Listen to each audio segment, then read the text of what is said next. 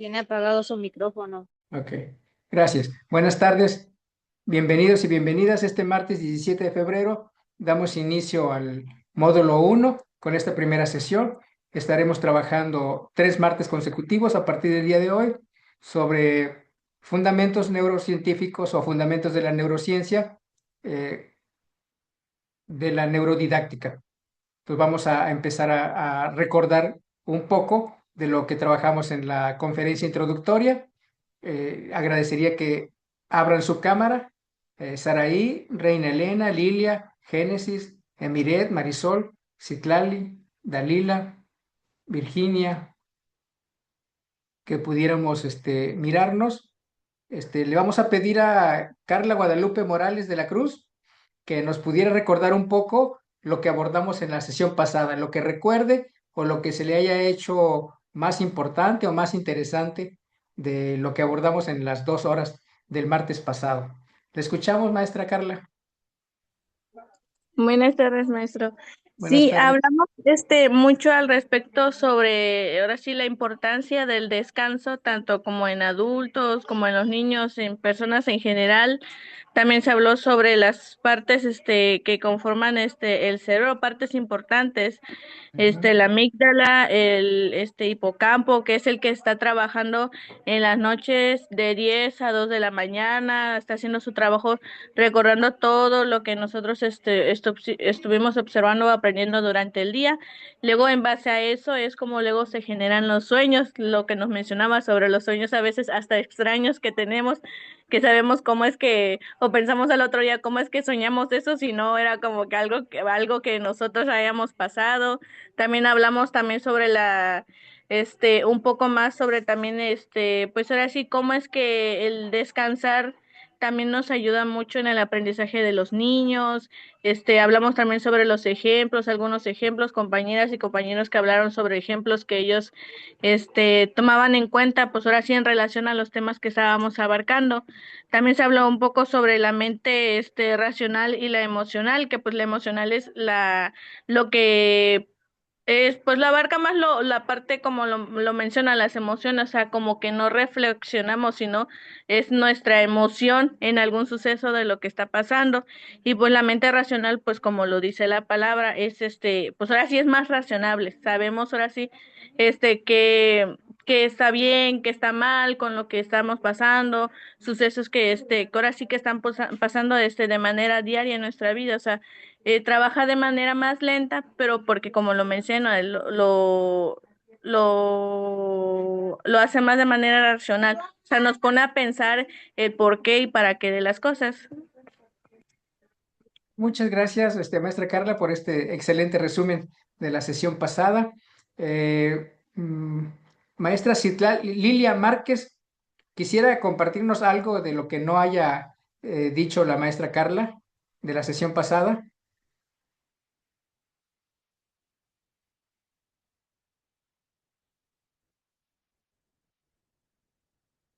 Sí, está por ¿Me aquí, escucha? maestra Lilia.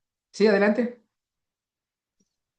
Bueno, algo que recuerdo yo es que nos hablaba, por ejemplo, de las zonas del cerebro, de los lóbulos, y que algo que me quedó más fue de la...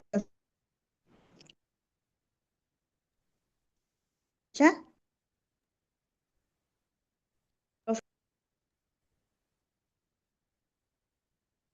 Bueno, no le entendimos mucho, maestra Lilia, porque se prende y se apaga su micrófono. Yarisa Pérez, maestra Yarisa. Mande. Estoy comiendo, espérenme.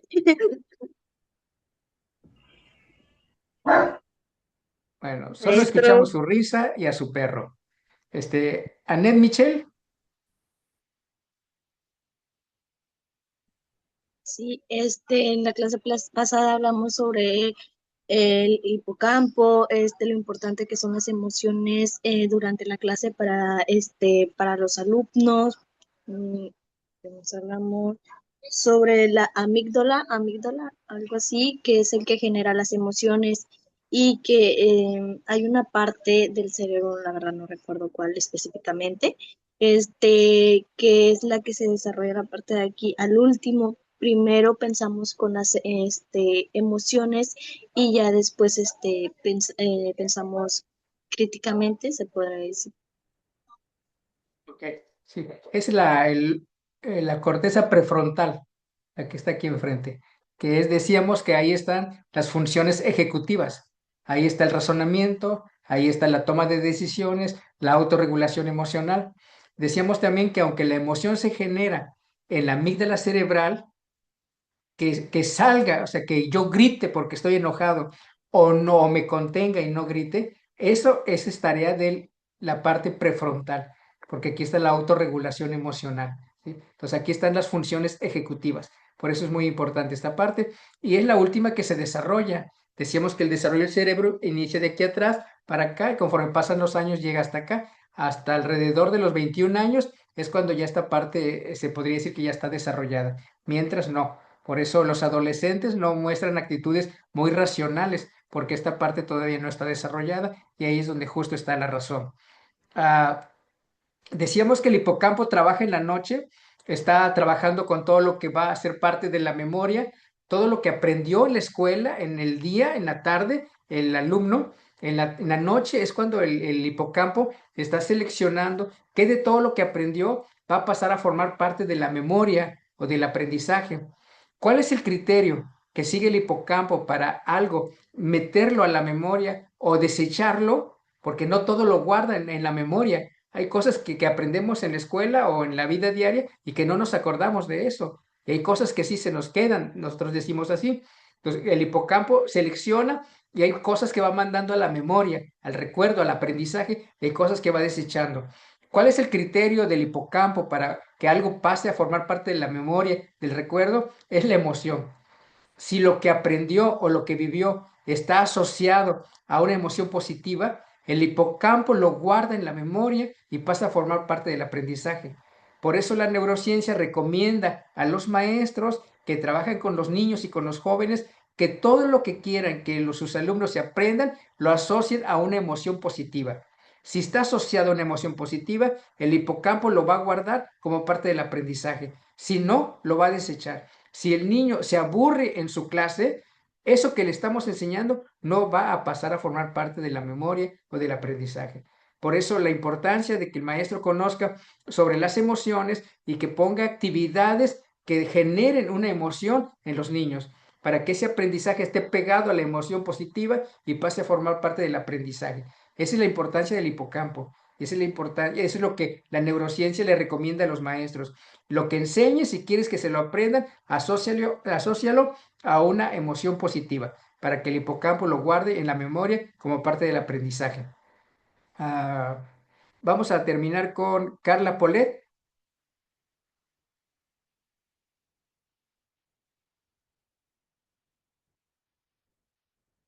Maestra Carla Polet.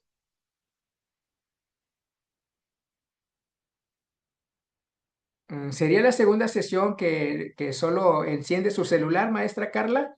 Por si alguien le quiere comentar. Es la segunda sesión que enciende su celular y no está presente en la sesión. Entonces serían dos inasistencias ya. Ok. Bueno, entonces vamos a terminar con Julisa Gómez.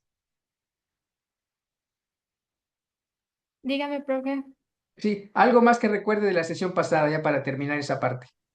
Bueno, pues como comentamos y ya usted había dicho que es importante pues acostarnos y dormirnos a eso de las 10 de la noche y a las 2 de la mañana porque esas 4 horas son fundamentales para nosotros guardar los recuerdos y todo lo que hicimos, lo bueno de ese día, lo que aprendimos, lo que hicimos, algún aprendizaje.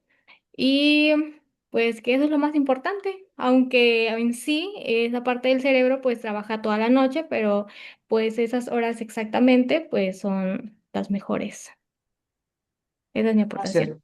gracias, maestra Julisa. Maestro Abel de Jesús, ¿se acuerda por qué? Para se me olvidó a mí lo que le voy a preguntar. ¿Se acuerda por qué dijimos que los seres humanos somos, en realidad no somos seres racionales, somos seres emocionales que estamos aprendiendo a pensar. ¿Se acuerda por qué dijimos eso? Realmente no lo recuerdo con tanta precisión, pero creo que se habló sobre todo en todo ese proceso socioemocional, ese proceso para desarrollarnos, aprender y sobre todo que muchas veces somos muy impulsivos a la hora de este tema. Ajá, ok, sí, gracias. Pero justo porque la mayoría de nosotros reaccionamos emocionalmente ante las cosas que nos pasan y la gran mayoría de gente actúa, hace y después piensa. Y por eso andamos metidos en problemas, porque no pensamos las cosas, actuamos y al rato ya es cuando pensamos y digo, ah, sí, la regué. Pero hay algo que explica eso, maestra Naomi Arriaga. Porque llevamos más tiempo con el cerebro límbico Ah, ok. emocional y llevamos menos tiempo con el creativo, pues. O sea, sabemos más reaccionar por las emociones y apenas estamos aprendiendo a razonar. Ujú, ok, muy bien, gracias. Porque como especie humana llevamos muchos más años con la parte emocional y realmente es muy joven, apenas hace 100 millones de años que apareció esta parte prefrontal, lo que es el cerebro creativo, cerebro racional. Entonces por eso estamos aprendiendo a pensar, por eso es la importancia de trabajar las funciones ejecutivas o la parte prefrontal, que es la parte racional, con los niños en el jardín o en la primaria o en la secundaria. Por eso es importante eso. Ok, bueno, antes de meternos al primer módulo ya, formalmente, quiero comentarles que ya está en Classroom ahí, cuál es la tarea, cuál es el producto de este primer módulo. Tiene fecha de límite. Cuando termine la primera, la última sesión, la tercera, un día antes de que inicie el segundo módulo, es la fecha límite para subir el producto.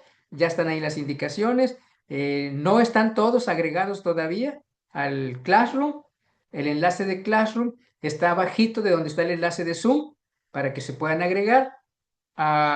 Les pedimos que se agreguen con su nombre completo para poder identificar a quién corresponde la tarea. Me parece que es en este grupo donde está alguien registrado ahí como usuario 28 70 y tantos, algo así. Entonces no sabemos quién es. Entonces, ¿a quién le registramos la asistencia? Porque cuando bajamos la lista de asistencia de la sesión pasada, entonces aquí están todos los alumnos que asistieron, pero ahí está usuario 70 y tantos. Entonces no sabemos realmente quién es esa persona que estuvo presente. Entonces, pues, lo importante es registrarse tanto en Zoom como en Classroom con su nombre completo. Ahí ya está la tarea. Vence un día antes de que inicie el siguiente módulo. Este, si le pudieran echar un ojo ahí en un tiempo que tengan, y si no es hoy, en la siguiente sesión, pudieran plantear alguna duda que tengan sobre lo que es el producto. Bueno, vamos a iniciar por compartir el material que hemos preparado.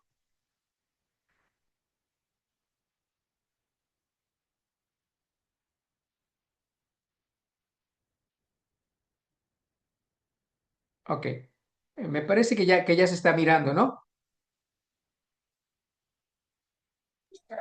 Sí, ya se observa.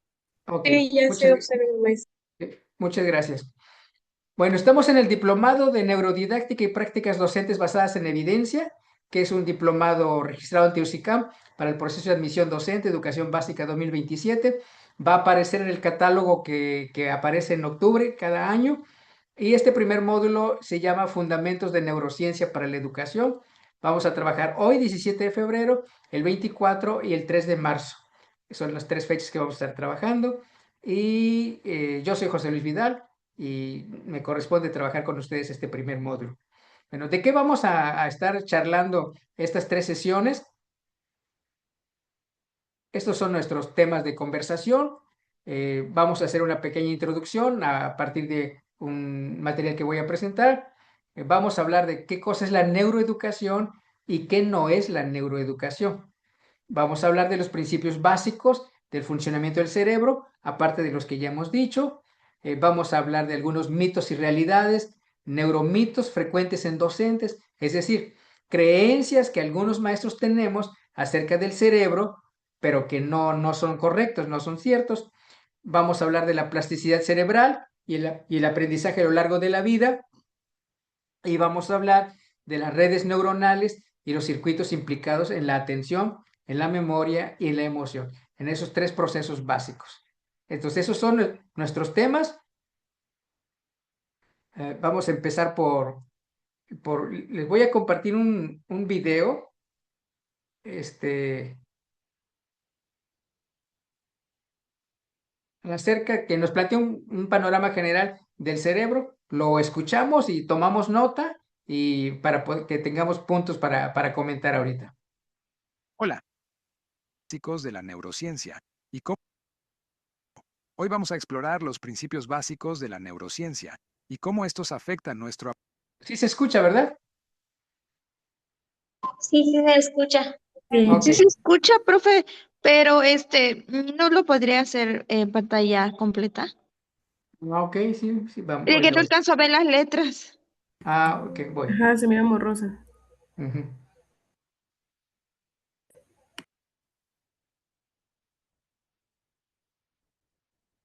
Hola, hola.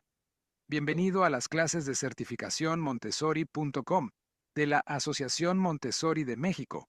Hoy vamos a explorar los principios básicos de la neurociencia y cómo estos afectan nuestro aprendizaje y funcionamiento diario. Desde la anatomía del cerebro hasta la neuroplasticidad y la función de los neurotransmisores, te guiaremos a través de un fascinante recorrido por la mente humana. Comenzamos con la anatomía y fisiología del cerebro.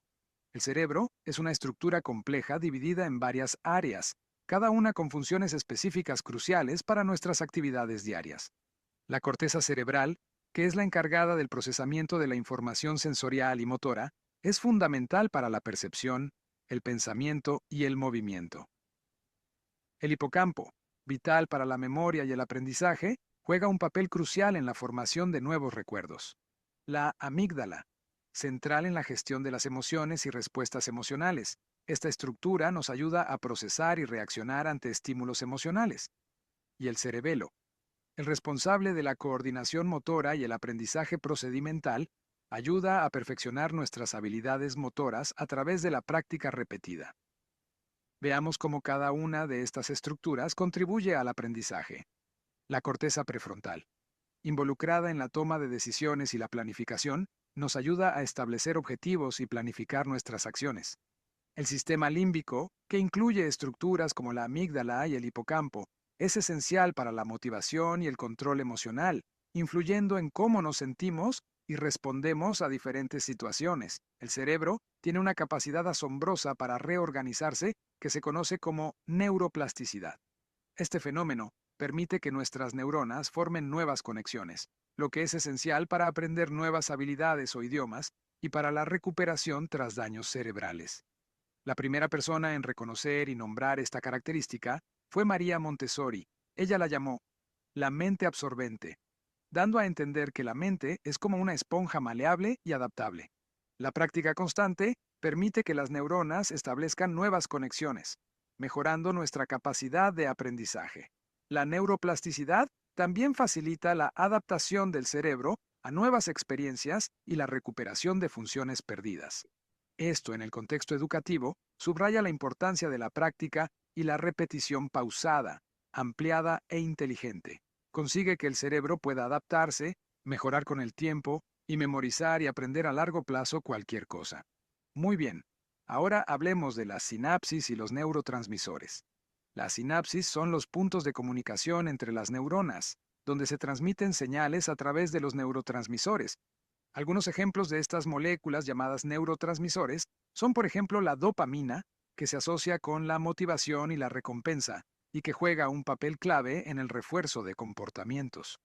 También está la serotonina, que influye en el estado de ánimo y también en la regulación del sueño, afectando todo nuestro bienestar general. También tenemos la acetilcolina. Esta molécula es crucial para el aprendizaje y la memoria, facilitando la transmisión de señales en el cerebro, o el glutamato, principal neurotransmisor excitador, que es vital para la excitación neuronal y la plasticidad sináptica. la cual es también fundamental para el aprendizaje y la memoria. Existen otros neurotransmisores como la noradrenalina, la histamina o los péptidos neurotróficos. Estos últimos promueven el crecimiento de las neuronas. La memoria y el aprendizaje son procesos complejos que involucran la interacción de múltiples neurotransmisores y sistemas cerebrales, que tendrán un buen funcionamiento gracias a la dieta balanceada que llevemos, a nuestros hábitos de sueño, de ejercicio físico, exposición al sol y a los retos que le demos a nuestra mente, como lecturas diarias, tomar nuevos cursos para aprender nuevas cosas, idiomas, matemáticas o aprender a tocar un instrumento. Todo esto garantizará un cerebro sano y prodigioso. Bueno, pues gracias por acompañarnos en este recorrido. Ok, ¿qué podríamos comentar? Hay muchas cosas que son interesantes y que de algo pequeñito podríamos retomarlo para conversar.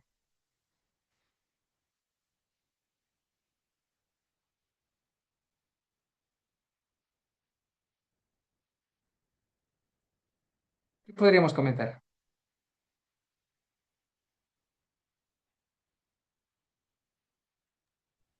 Yo quisiera comentar o retomar un poco sobre el video de que Sí, a grandes rasgos es mucha información, la verdad yo no la sí, pude recopilar, pero lo poquito que obtuve me di cuenta de que el cerebro tiene muchas, pues ahora sí como dijeron, está dividido en áreas, está dividido en cada parte que tenemos en el cerebro tiene su función y, y me llamó también mucho la atención que para un cerebro sano, lo último que recomendó, el hábito de sueño, las lecturas diarias, aprender nuevas cosas, que a veces no lo hacemos tal vez por la rutina que tenemos o algo así, no queremos hacer un espacio o a veces no es posible. Y yo creo que lo que me sorprende es que verdaderamente el cerebro tiene muchas funciones que pues sin él lo demás de acá no puede funcionar. Entonces me parece interesante y sorprendente. gracias. Tiene muchísimas funciones, muchísimas partes, pero que además como desconocemos, no las estamos cuidando o ni siquiera sabemos que están ahí, ¿no? Yo he escuchado a señoras en algunas escuelas donde dicen, yo quiero que mi hijo el próximo año quede con la maestra tal o con el maestro tal. Y dicen, ¿por qué? Porque ese maestro enseña bien, ¿sí? Ahí con él mi hijo aprendió mucho de esto. Y dice otra señora, mi hijo estuvo con él, pero no aprendió nada. Entonces, como que el aprendizaje de los niños dicen que depende del maestro o de la maestra.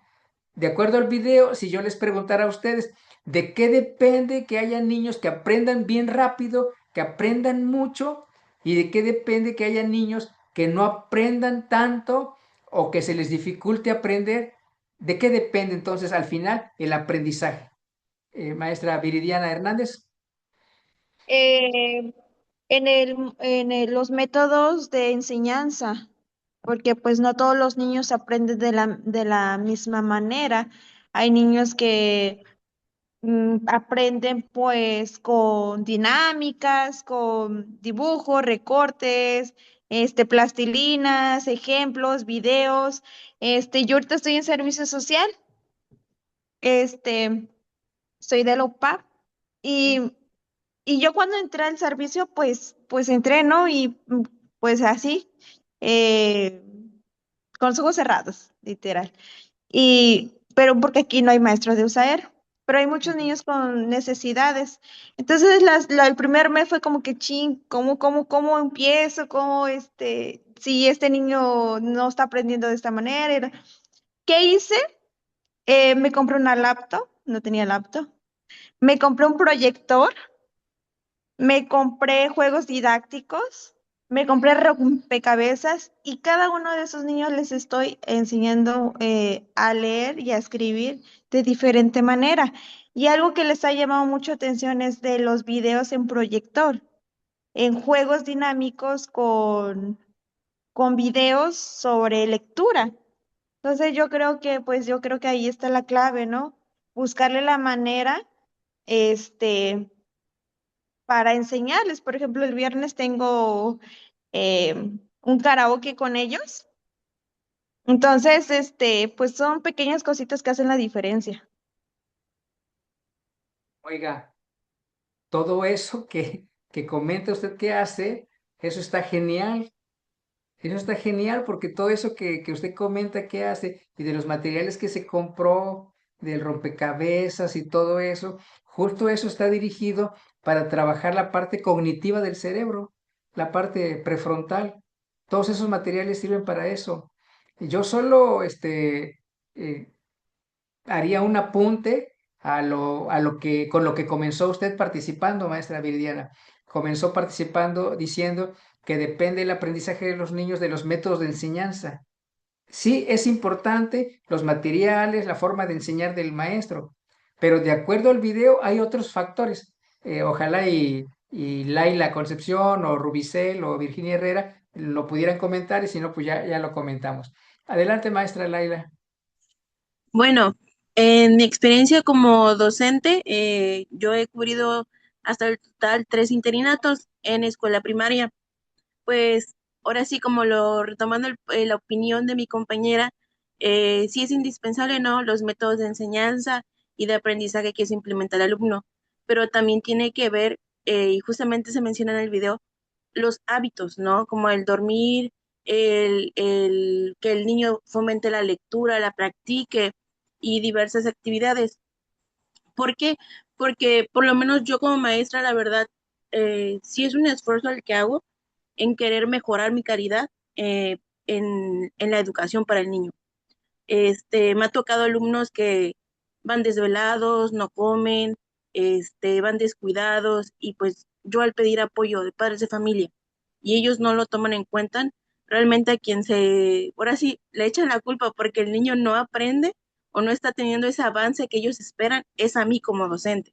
Sin embargo, la problemática viene desde casa, desde esos hábitos que no se mejoran, a pesar de que tú como docente se lo exiges al tutor, pues no hay ese apoyo. Y pues lo principalmente es eso, es el poner en práctica todos esos procesos para que se conlleve, para que se formule como tal el aprendizaje. Muchas gracias, maestra Laila. Antes, para que no se me olvide, yo quisiera rescatar de lo que usted dice. No es lo mismo un niño en el salón de clases donde yo estoy enseñando, no es lo mismo el niño que se tomó en la mañana antes de llegar a la escuela un café con pan, con una concha. No es lo mismo un niño que lo que se desayunó en lugar del café con pan, se desayunó un huevo revuelto con espinacas y con un poquito de aceite de aguacate. No es lo mismo. Su capacidad de aprendizaje es diferente, ¿sí? Porque la espinaca es fundamental para el trabajo cerebral, porque el aceite de aguacate es fundamental. No es lo mismo el aceite de los demás aceites comerciales que venden. El huevo es proteína. Mucha gente no consume el huevo porque dice que ocasiona colesterol. No, ya la ciencia ha demostrado que eso no es verdad, ¿sí? El huevo es proteína. Alguien podría comer todas las mañanas huevo y está muy bien. No lo comas en un chorro de aceite de 1, 2, 3 o del aceite comercial, con un plato lleno de frijoles o con 10 tortillas, porque entonces sí ya no funciona. Pero si es una torta de huevo con espinacas, a lo mejor con una tortilla o con dos y con un vaso de agua, entonces eso es fundamental. Eso en la capacidad de aprendizaje sería muy diferente de ese niño que del que se tomó una taza de café con un pan dulce, porque el azúcar del pan y el café, que los niños no deben tomar café, sino hasta ya cuando estén de los 18 años en adelante, entonces eso le va a ocasionar problemas para su aprendizaje. Entonces, ¿de qué depende que un niño aprenda? Aparte de los materiales que comentó la maestra Viridiana, ¿de qué depende? De su alimentación, de lo que come. De eso depende también de su descanso, de lo que duerme y de cómo duerme. Entonces, de eso depende también, entre otras cosas, que a lo mejor la maestra Rubicel nos comenta ahorita. Gracias, maestra Laila. Maestra Rubicel. Buenas tardes, maestro. Creo que ya me ganó la palabra. Oh, qué híjole.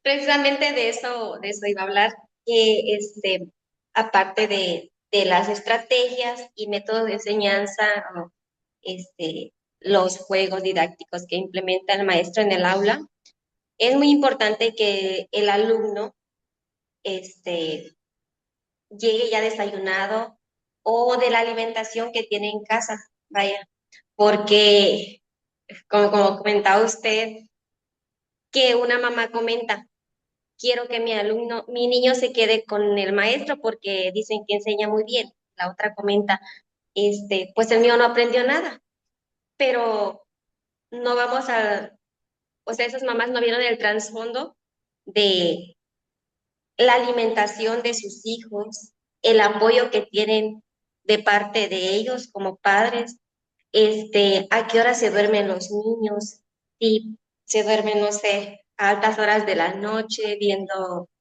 televisión o jugando videojuegos, se levantan pues ya media hora antes de que vayan a entrar a la escuela, se levantan corriendo, nomás se cepillan los dientes y no se desayunan nada, llegan al salón con el estómago vacío.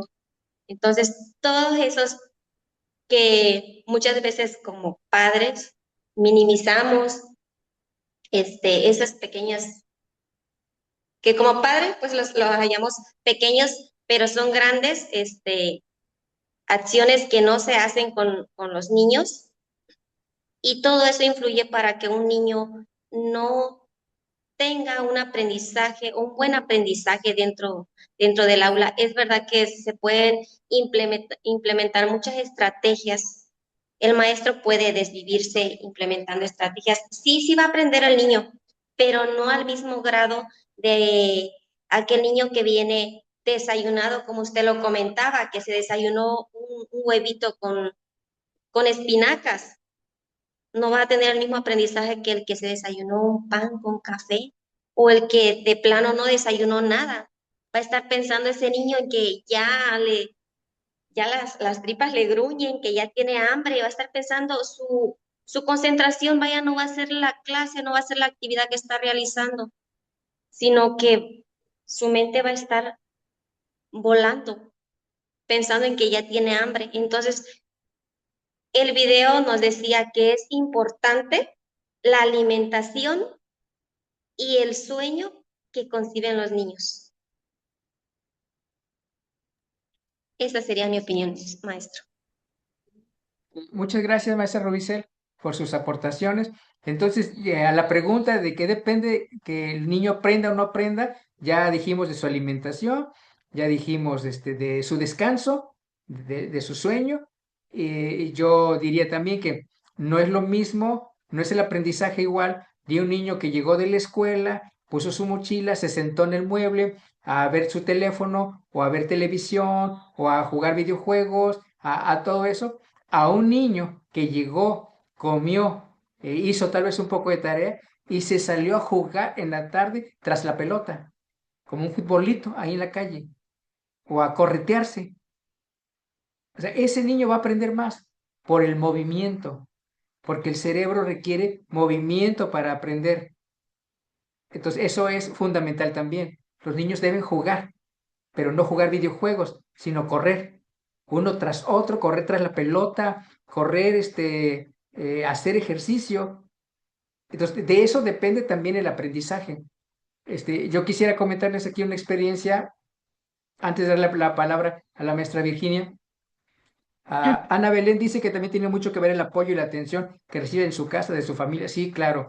El sentirse atendido, el sentirse querido, el sentirse que pertenece a su familia, que pertenece a su salón de clases, sentir que sus papás y su maestro o maestra los quiere de verdad, de manera sincera, eso es fundamental para el aprendizaje.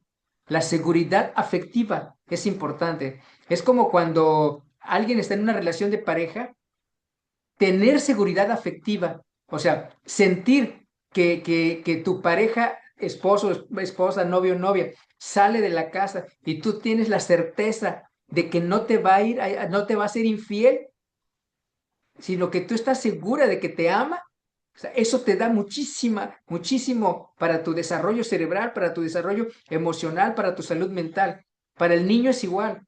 Sentir que sus papás, sentir que sus maestros los quiere de verdad, que siente el afecto, que los ama, eso es fundamental para el aprendizaje.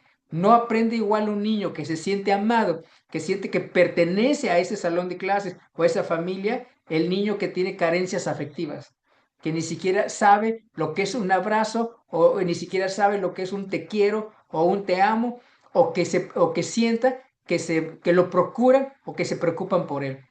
Por ejemplo, un niño pasa y tira un florero y si su mamá, su primera reacción es regañarlo y corretearlo y decirle que ese florero le costó 100,000 pesos, le está diciendo, tú no importas, importa el florero. Muy diferente el niño que pasó, tiró el florero carísimo, pero la reacción de la mamá fue correr tras el niño y preguntarle, ¿estás bien? ¿No te cortaste? ¿No te lastimaste? Esa reacción primera de la mamá le está diciendo al niño qué tan importante es. Y eso influye en el aprendizaje y en el desarrollo mental de los niños. Entonces, yo les iba a comentar el ejemplo. A una maestra le dimos un grupo de más, otro grupo para que lo atendiera. No quería porque dice que ya tenía muchos grupos, pero no eran tantos, hay otros que tienen más.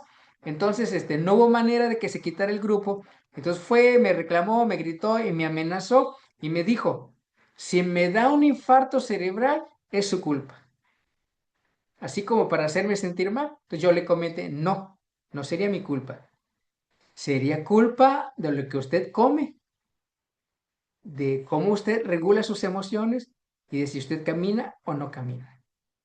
O sea, no me eche a mí la culpa. El aprendizaje es eso. No es total responsabilidad del maestro. Sí tienen que ver los materiales, tienen que ver la actitud del maestro, que es fundamental, tienen que ver muchas cosas del maestro, pero también tiene que ver muchas cosas que el niño trae de su casa, como su alimentación, su descanso, su movimiento, si mira el celular mucho, si no mira el celular mucho, si se siente querido, no se siente querido, si duerme temprano, de todas esas cosas también depende el aprendizaje. Le escuchamos, maestra Virginia. Sí, gracias. Bueno, todo lo que mencionaron es importante porque, claro, los métodos de aprendizaje, la alimentación y las rutinas que los niños tienen, pero un punto importante, creo yo, es el cómo tienen el desarrollo neurológico los niños, porque pues sabemos que no todos se desarrollan de la misma forma, ya que hay algunos niños que pueden estar aprendiendo a hablar rápido y otros que están aprendiendo otras cosas. O sea, el desarrollo del cerebro de los niños es fundamental porque aprenden a formar, conectar y fortalecer las neuronas que los permiten hablar, moverse, atender, recordar y regular sus emociones.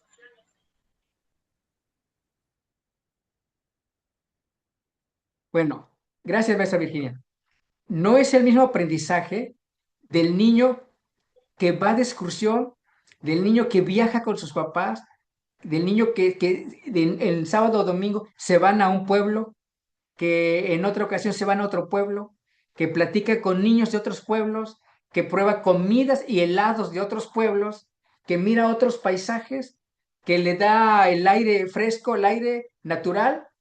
No es el mismo aprendizaje de ese niño que del niño que nunca sale, del niño que no interactúa con otros contextos.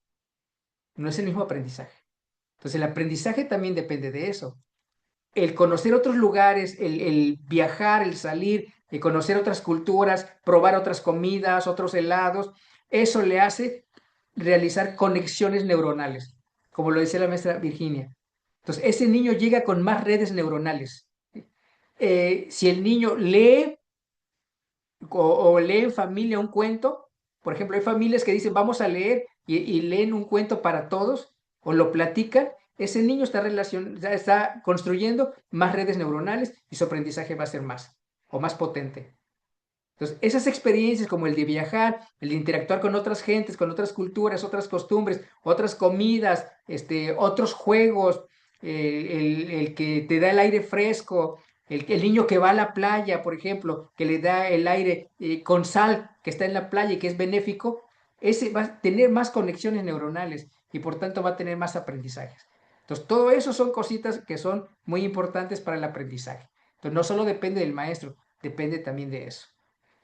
No sé si nos quede claro o haya alguna pregunta o comentario extra sobre eso.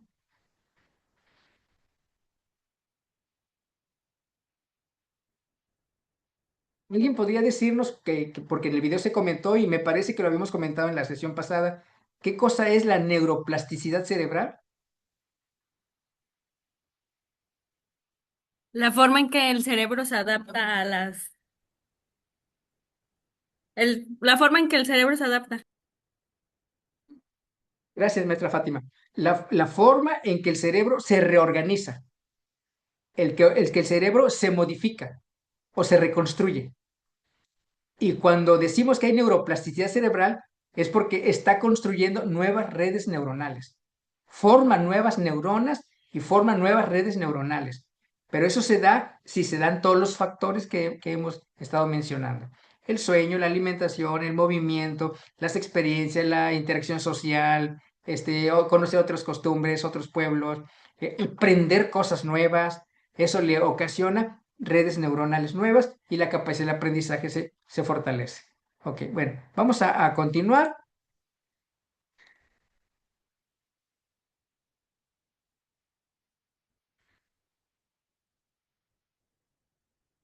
Bueno, vamos a hablar sobre 10 datos sorprendentes del cerebro, que hay un montón. Siempre se ha discutido sobre cuántas neuronas tiene nuestro cerebro. Esta es una neurona, ¿sí? Que son diminutas, son realmente nuestra capacidad de pensar, de razonar, de aprender, están en estas neuronas. Aquí están. Entonces, siempre se cuestiona cuántas tenemos, no se sabe exactamente el número de neuronas que tenemos. Se decía que tenemos entre 80.000 millones y 100.000 millones. Esa es la cantidad de neuronas con las que nacemos. Y a partir de que nacemos, hay neuronas que se empiezan a morir. Por ejemplo, ante la primera respirada que damos al salir del vientre de nuestra mamá, ahí se mueren 5.000 neuronas, dicen los neurocientíficos, por la entrada brusca del primer trancazo de aire al cerebro. Entonces, eso mata 5.000 neuronas, dicen. Y a partir de ahí, con cada cerveza, con cada copa de vino, con cada golpe en la cabeza, con años sin leer, con años sin aprender cosas nuevas, con años de no tener nuevas experiencias, con los desvelos, con el uso excesivo de audífonos, con escuchar música a alto volumen, con platicar cosas intrascendentes, con leer cosas que no me aportan nada, que no me reconstruyen. Con todas esas cosas, las neuronas se van muriendo, se van muriendo, se van muriendo. En otras personas aparecen nuevas neuronas y nuevas redes neuronales, porque aprende cosas nuevas, porque tiene muchas experiencias sociales, porque interactúa con más gente, porque conoce más contextos y porque aprende tantas cosas, ¿no? Bueno, entonces tenemos entre 86.000 y 100.000 millones de neuronas y tenemos una capacidad para establecer 350 trillones de conexiones neuronales.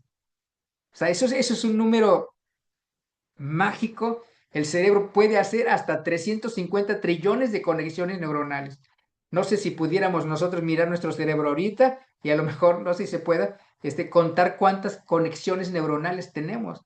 Pero yo creo que habría quienes tienen 100 trillones o 1 millón y quienes no tenemos ni 50.000 o quienes no tenemos ni 20.000, pero al final el aprendizaje depende de esto, de las redes o conexiones neuronales, pero el cerebro puede llegar hasta esta cantidad. Esta es una neurona, este es un cerebro aquí donde ya están conectadas una neurona con otra neurona y ya se están formando redes neuronales. ¿Sí? ¿Qué es una red neuronal? Es un camino que el cerebro construye para el aprendizaje.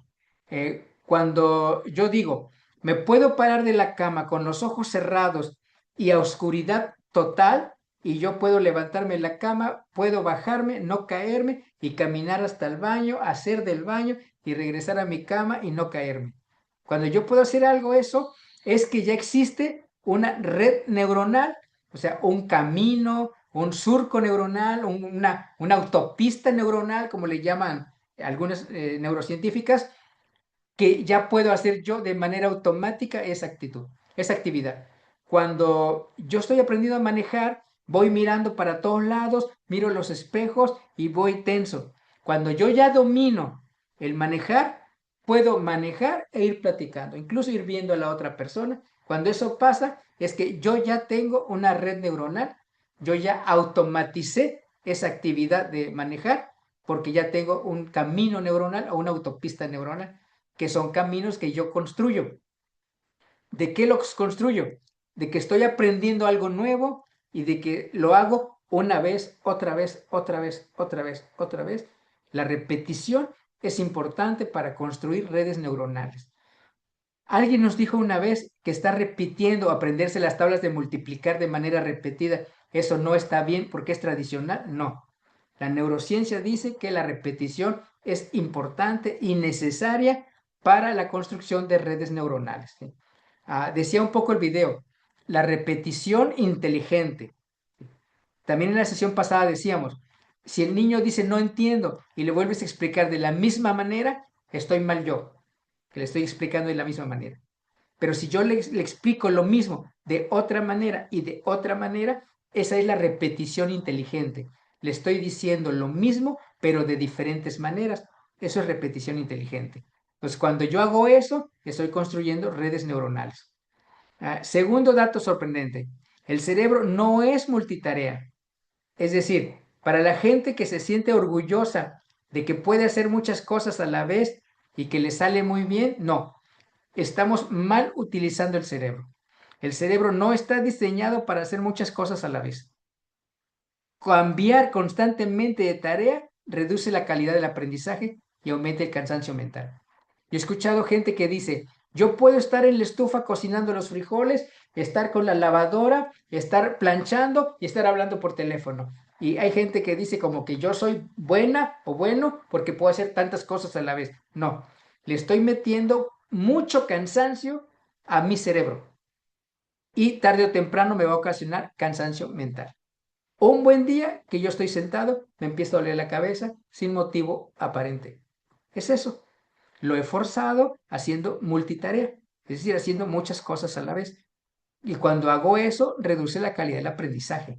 Entonces, una cosa, otra cosa, otra cosa, otra cosa. Pero es una cosa a la vez, nada más. Así está diseñado el cerebro. 3. Terminando estos 10 datos, me comentan lo que requieren comentar. 3. Usamos todo su potencial, no un pequeño porcentaje. No es cierto que usamos el 10%, usamos todo. No hay gente más inteligente o que resuelve problemas más rápido que otras porque use más su cerebro. No, depende del nivel de desarrollo de cada parte de su cerebro. Pero todos usamos todo el cerebro. Entonces, ¿por qué la diferencia en el aprendizaje? Porque es la calidad en la evolución de cada parte del cerebro. Hay quien tiene un hipocampo bien cuidado porque duerme temprano, por lo que come, y hay quien tiene un hipocampo descuidado. Hay quien tiene una amígdala bien desarrollada en contacto con la parte prefrontal que le permite, que le dice cálmate y analiza la emoción, la regula.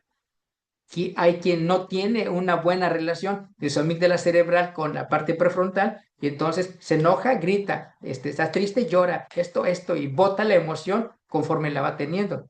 Entonces, de eso depende las diferencias también del aprendizaje.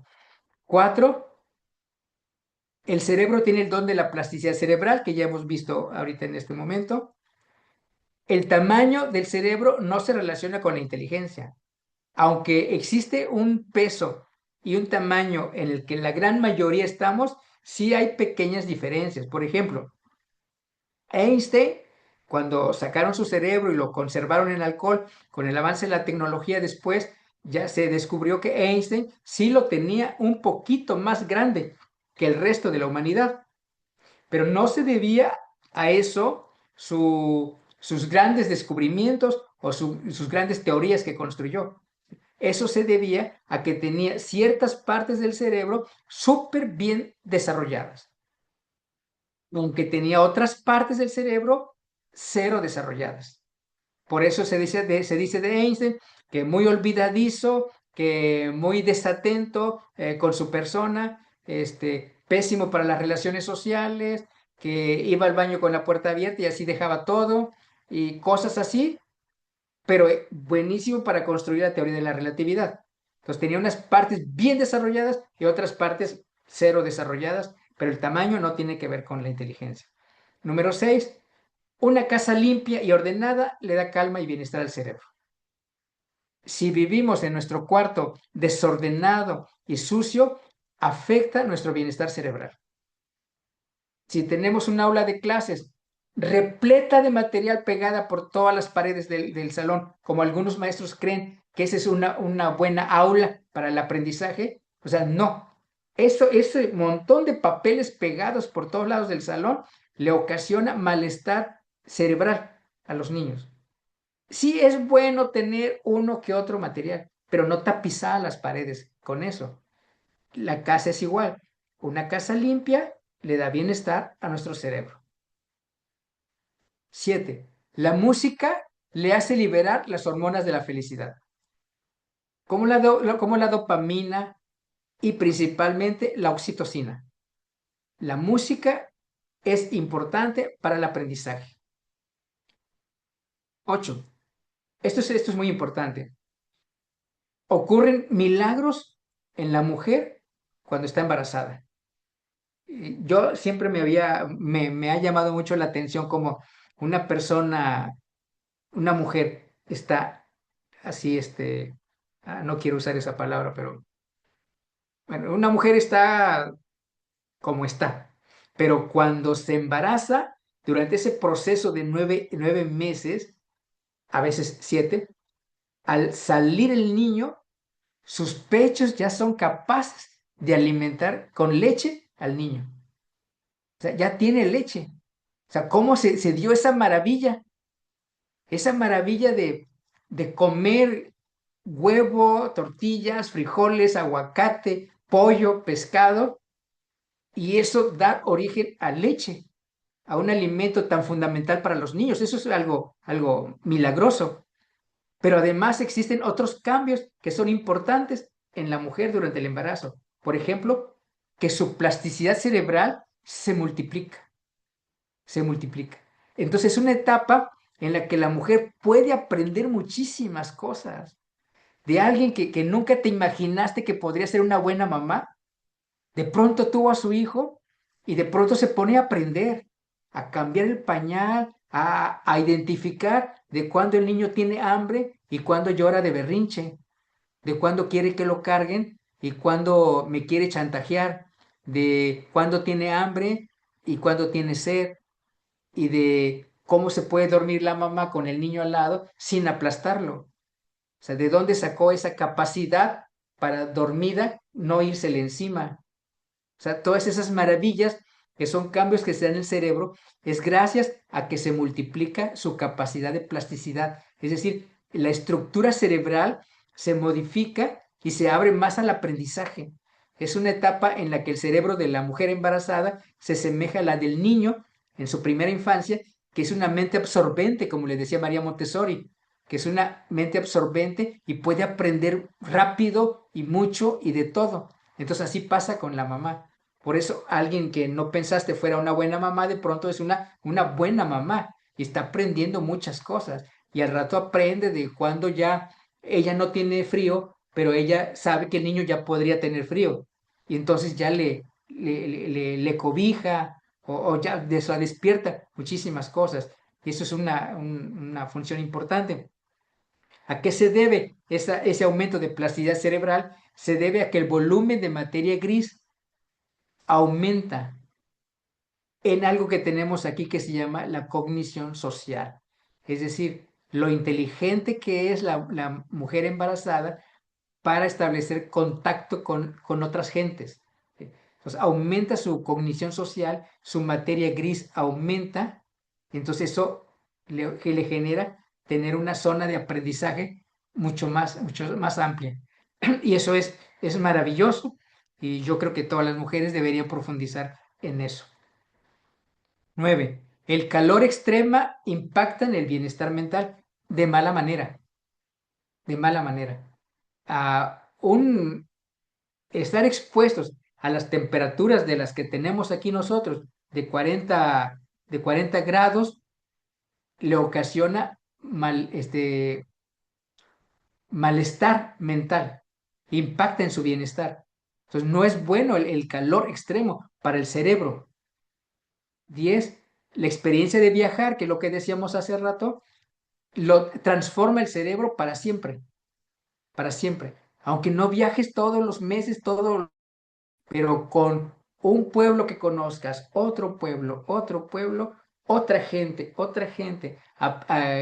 te enteres de cómo se hacen las cosas allá, cómo se hacen las cosas acá, eso te genera mayor interconectividad sináptica, es decir, que más neuronas se conecten porque están motivadas por todo lo nuevo que está conociendo. Por eso la importancia de viajar. Si vas a un pueblo,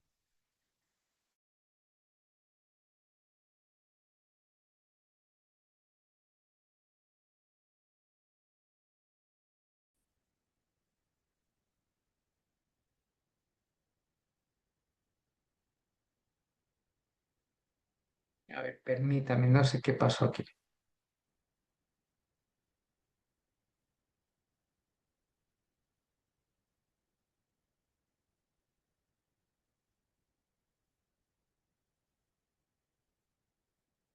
Bueno, ya nos miramos otra vez, ¿verdad?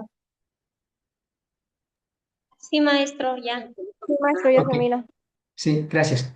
Entonces voy a un pueblo donde me dicen, aquí hay helados de bugambilia, de pescado, de aguacate, de rosas. Y entonces yo digo, no, dime uno de fresa, uno de vainilla, que son los que me como aquí. O sea, no, si ya fuiste a ese lugar, aunque no se te haga como antojable el de bugambilia o el de rosa, pruébalo, pruébalo. Esa experiencia que le vas a dar a tu gusto va a impactar en tu cerebro y te va a generar interconectividad entre las neuronas. O sea, hay que hacerlo. Ah, es una comida rara de ese pueblo, pruébala, pruébala. Después dices que a lo mejor no te gusta. Bueno, pero esa experiencia sensorial te va a generar más redes neuronales, porque las neuronas se van a poner, imagínense así, aquí están las neuronas, pruebas el helado de bugambilia o se me fue el nombre de los insectos que venden en el estado de Hidalgo, no me acuerdo el nombre. Y te comes un taco y a lo mejor no te gustó, pero cuando te lo estás comiendo, esa experiencia sensorial, pone a las neuronas como locas a trabajar y a unirse. ¿Por qué? Porque una neurona busca a otra, como anda buscando información de a qué sabe eso. Y entonces por eso luego digo, eso sabe como a pozole, sabe como a pollo, sabe como a esto.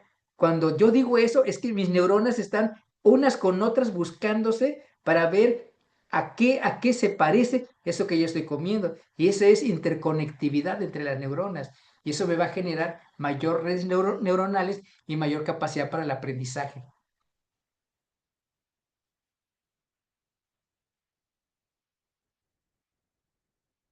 Bueno, ahora sí los escucho.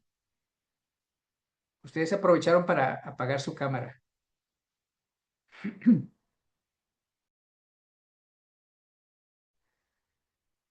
¿Los escucho? ¿Sí están ahí? Sí, maestro. Ok. De pronto digo, ya se me fueron. Bueno, alguien que nos comente algo de eso. En Miret, que es la única que veo. ¿Se me escucha, maestro?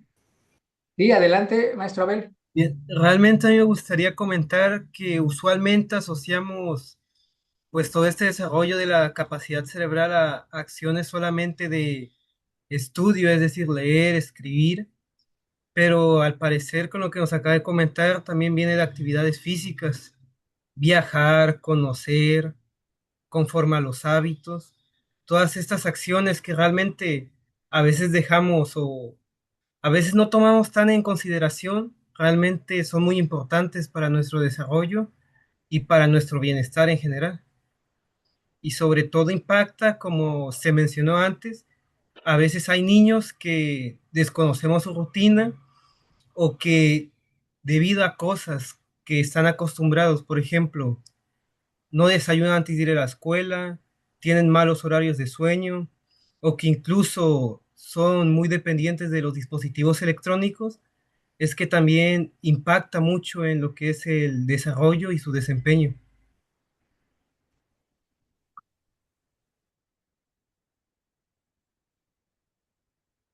Perdón, algo está pasando con mi internet, perdón.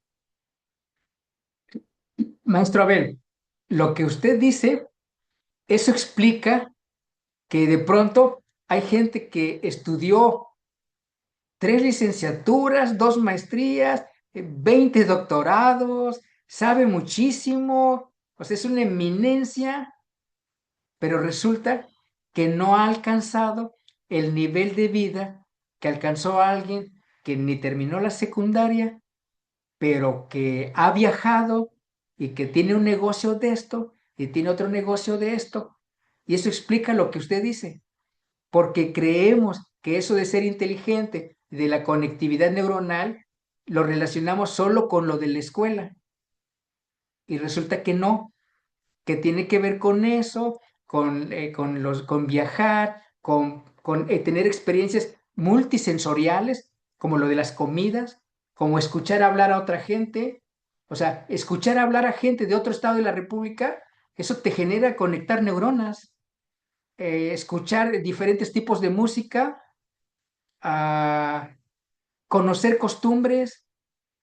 Si alguien tiene la fortuna de ir a Chiapas, pues ve a los pueblos indígenas de Chiapas, investiga cómo se casan allá, o cómo se le declara a un muchacho a la muchacha, qué hacen cuando se van a casar. O sea, conocer eso te va dando conexiones neuronales. Entonces, al final, eso es mayor capacidad de aprendizaje y mayor bienestar cerebral. Gracias, maestro Abel. Una última persona. Yo, que la red neuronal se construye a base del aprendizaje, pero si también cansamos mucho el cerebro, pues se llama cansancio mental y eso hace que reduce el aprendizaje. También existe el malestar emocional y que a través de nuevas experiencias hacemos interconectividad con las neuronas. Muchas gracias, maestra Anet. Para evitar el cansancio cerebral o mental, existen los recreos cerebrales. Entonces, eso es lo que hay que practicar también, los recreos cerebrales, que es un pequeño cambio de actividad. Estamos trabajando con los niños, entonces de pronto no vamos a decir, ya no vamos a hacer nada, vamos a descansar. No, solamente cambiamos. Por ejemplo, nos ponemos a cantar, o nos ponemos a bailar, o nos ponemos a jugar ajedrez, o damas chinas. Eso es un recreo cerebral. ¿Sirve para las conexiones neuronales? Sí. Y sirve para despejar el cerebro. Así de fácil. Bueno, vamos a continuar. Ya se nos pasó una hora.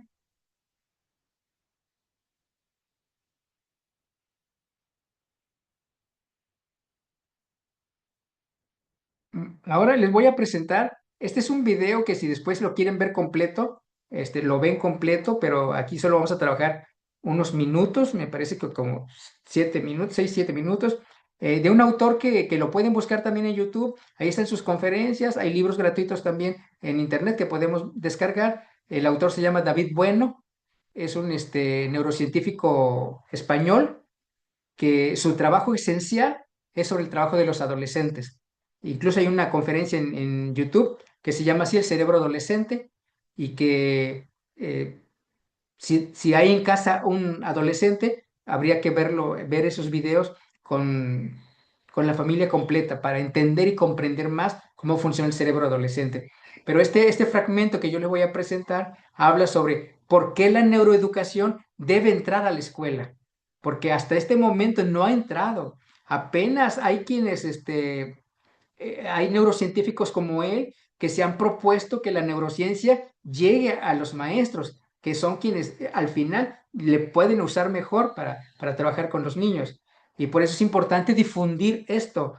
Es lo que tratamos de hacer en la escuela, difundir esto para que la neuroeducación entre a los salones de clase y que llegue a los maestros con quienes tiene que llegar. Entonces, este fragmento de video se refiere a eso, de por qué la neuroeducación debe llegar a las escuelas y a los maestros.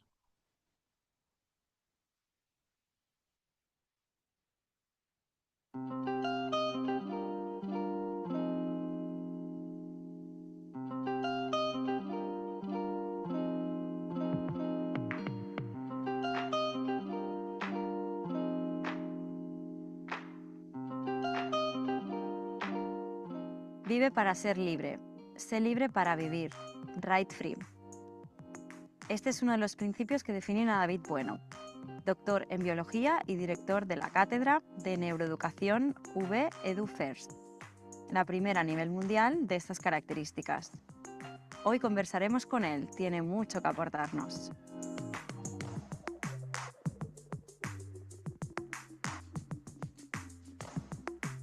Muchísimas gracias por estar hoy con nosotros en esta conversación de Education Talks.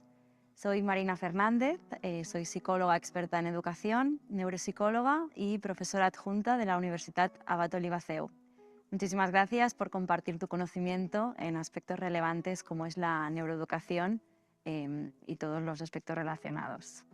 Un placer compartir esta charla contigo y con todos los que nos vayan a ver en el futuro. David, uno de tus principales intereses es acercar diferentes conocimientos científicos a la sociedad de una manera clara y sencilla, para que todos nos entendamos. ¿Qué es la neuroeducación? La neuroeducación es una nueva disciplina académica, nueva relativamente. Hace como 15 o 17 años que empezó a funcionar como tal, que reúne de forma sinérgica otras disciplinas como son la neurociencia, la pedagogía, la psicología, la sociología, para entender cómo se forma, cómo se construye, cómo va cambiando el cerebro humano en relación a los procesos educativos y cómo estos mismos procesos educativos influyen en cómo se va construyendo el cerebro humano. Al final el objetivo es profundizar en las estrategias pedagógicas para irlas optimizando cada vez más. ¿Y de dónde surge este interés por vincular la neurociencia con la educación? El interés surge a medida que se van acumulando conocimientos en neurociencia y se ve la importancia no solo de qué aprendemos a lo largo de nuestra vida, sino muy especialmente de cómo lo aprendemos para la misma construcción de este cerebro. Ver cómo todo aquello que estamos aprendiendo está influyendo en cómo nos percibimos, en cómo nos relacionamos con las demás personas. Esto es, para mí, el embrión de la neuroeducación como disciplina académica para ir profundizando cada vez más, para ir optimizando todos estos procesos. ¿Y cómo aprende nuestro cerebro? ¿Se generan cambios en él y, por tanto, individualmente todos vamos cambiando un poquito? Nuestro cerebro cambia cada día. Cuando nos acostamos por la noche jamás tenemos el mismo cerebro idéntico que era esa mañana. Aprendemos porque nuestro cerebro es plástico y maleable, lo que significa que va haciendo conexiones neuronales nuevas constantemente. Todo lo que aprendemos y cómo lo aprendemos va generando conexiones nuevas en nuestro cerebro para irse almacenando en los recuerdos. Tanto si son conscientes como preconscientes, tanto si son conceptos, habilidades, actitudes, aptitudes, todo queda almacenado en nuestro cerebro en conexiones entre las neuronas. De la forma que tenemos biológica, instintiva de aprender. Nadie fuerza su cerebro para que haga conexiones nuevas, simplemente sucede de esta manera. Y aquí viene la gran importancia de cómo aprendemos. Si nuestro cerebro es el órgano que genera nuestra vida mental y la forma en que aprendemos y lo que aprendemos altera las conexiones de nuestro cerebro, significa que está condicionando cómo es nuestra vida mental. David, ¿qué elementos consideras que de la neuroeducación debe adquirir nuestra sociedad para que ésta sea más justa, más respetuosa con los demás, con el medio ambiente y que también sea una sociedad cada vez más resiliente? Muchísimas cosas. La primera es entender que no hay dos cerebros iguales, que no hay dos personas iguales y que una parte de estas diferencias es genética, es biológica y que nadie elige qué genes tienen y qué genes transmite a sus descendientes. Es simplemente este respeto por las diferencias y a partir de ahí entender que dentro de las diferencias hay unos marcos de convivencia comunes que pueden favorecerse desde el sistema educativo y que los conocimientos de neurociencia nos están ayudando a entender cómo potenciarlos. Por ejemplo, hemos visto que la sobreprotección va en contra de la capacidad de resiliencia. Y lo mismo, la sensación de abandono que algunas niñas y niños pueden tener va contra su capacidad posterior de gestionar situaciones de estrés y de ansiedad. Entre ambos extremos hay un punto más o menos intermedio que depende también de cada persona porque todos somos diferentes, que es la que nos permitiría una sociedad más justa, más resiliente, más empoderada de sus propias decisiones. ¿El talento, la sabiduría, tienen un fuerte componente genético o también hay un aspecto familiar, social, que puede llegar a influenciar en su desarrollo y también puede llegar a modificar estos aspectos? Ambas cosas son importantes y ambas cosas hay que tenerlas en cuenta. Hay un aspecto genético, indudablemente hay un aspecto genético porque el cerebro es un órgano biológico que se forma, que se construye y que se va construyendo a lo largo de la vida gracias a unos programas genéticos que lo están guiando. Así que la genética está detrás. Todos tenemos todos los genes, pero tenemos distintas variantes para estos genes que condicionan de distinta manera todos nuestros aspectos físicos, pero también los psicológicos, el funcionamiento de nuestro cerebro. En genética lo cuantificamos con una palabra que se llama heredabilidad, que básicamente es un porcentaje que mide qué parte de las diferencias en cualquier característica cognitiva, mental, de comportamiento, qué parte de las diferencias entre dos personas cualesquiera son debidas a sus diferencias genéticas y el resto es lo que viene dado por este ambiente familiar, social, educativo. En promedio, la mayor parte de características cognitivas tienen una heredabilidad que oscila entre el 35 y el 60-70%, según qué característica. Significa que este porcentaje nos viene dado genéticamente. ¿Qué es lo que es importante? Que ninguno llega al 100%. Y el resto es el ambiente.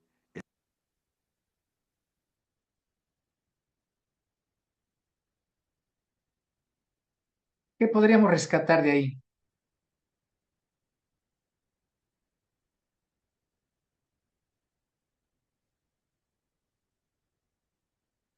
Lo primero, lo que es el tema. ¿Qué cosa es la neuroeducación?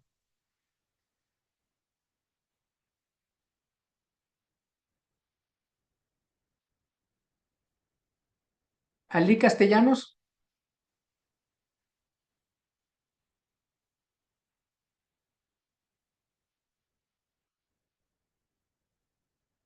¿No se encuentra Ali Castellanos?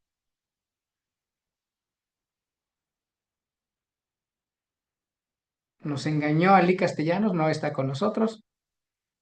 Laura Guadalupe, Sí, bueno, la neurociencia es aquella que integra perdón, la neuroeducación es aquella que integra la neurociencia y la pedagogía para entender cómo funciona el cerebro y de esa forma poder nosotros optimizar los procesos de aprendizaje de los niños. ok, muchas gracias. La neuroeducación es la unión de la neurociencia con la pedagogía y con la psicología. O sea, eso es la neuroeducación. La combinación o el juntar los aportes de neurociencia, de pedagogía y de psicología. Cuando nos centramos en buscar o diseñar y aplicar estrategias para enseñarle a los niños de acuerdo a cómo funciona el cerebro, entonces estamos hablando de neurodidáctica. Entonces, neuroeducación es la conjunción de neurociencia, pedagogía y psicología.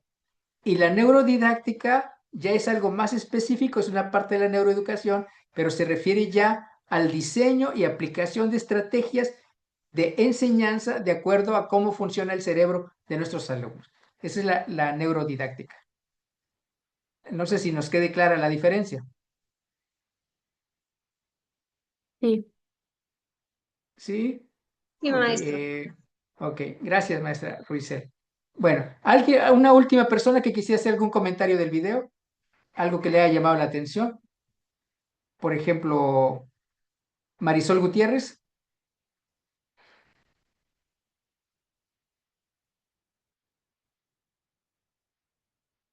Marisol, ¿no se encuentra? Bueno, también es la segunda sesión que nos engaña, que no está aquí presente con nosotros. Ah, Nínive, maestra Nínive. Buenas. Hola. Bueno, yo lo que podría rescatar, bueno, me pareció un poco en todo lo que llevamos de la clase, un poco abrumador de todos los factores que, pues, influyen no solamente al funcionamiento correcto de nuestro cerebro, sino cómo aprendemos. Y al menos en mi caso me he dado cuenta que a lo largo de mi vida, incluso mi vida como estudiante, pude haber hecho más cosas justamente para tener un mejor aprendizaje. Y creo que justamente al ahora tratar con niños en la forma en la que ellos aprenden y toda la cuestión, pues especialmente con lo que se mencionó en el video, creo que uno puede llegar a entender justamente que aunque me sonó muy abrumador. El hecho de que, pues justamente todos los cerebros son un mundo distinto y siempre se ha dicho como la frase, ¿no? Cada mente es un mundo, pero al pensarlo ya cuando estás enfrente de una clase, y tener, y tener que tú tratar con cada mundo y luego son veintitantos niños, entonces, sí es un poco abrumador porque llegué como a ese pensamiento. Sin embargo, creo que justamente es muy importante justamente la neuroeducación, especialmente porque lo menciona, ¿no?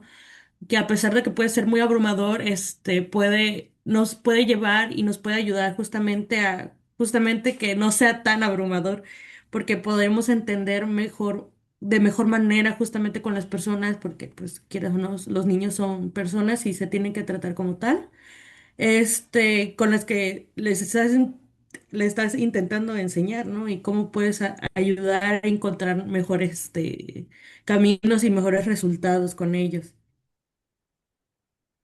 Gracias, maestra.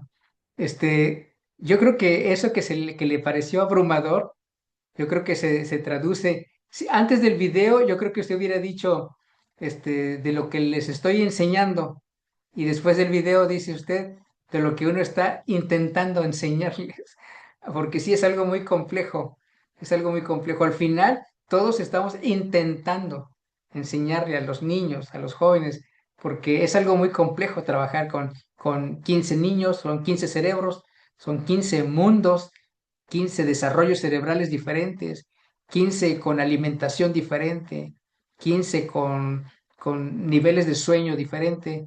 Entonces eso es muy complejo, trabajar con todo eso. Marco Carmona, ¿lo Nada más escuchamos? un pequeño comentario, maestro. Usted dijo Sí, que pues, la neuroeducación es la mezcla, ¿no? Me imagino que porque de la neurociencia habla del cerebro, de la psicología, el cómo pensamos y el cómo sentimos, ¿no? Los emociones, perdón. Y en la educación, pues el cómo aprendemos en la escuela. Más que nada, todo eso se basa en lo que es la neuroeducación, ¿no? sí, Ah, ok. sí, eso es la neuroeducación. Y cuando nos enfocamos solamente al diseño y aplicación de estrategias para enseñarle a los niños de acuerdo a cómo funciona el cerebro, pues estamos hablando de neurodidáctica. Ahí, esa es la diferencia. Ah, vamos a terminar con Marlene Márquez.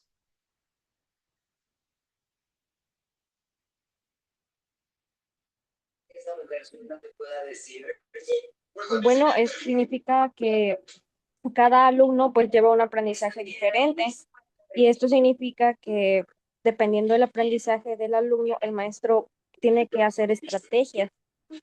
Aparte, como usted mencionaba, la neurociencia y la neurodidáctica pues vienen siendo cosas diferentes. Ok, gracias maestra Marlene. Bueno, vamos a continuar.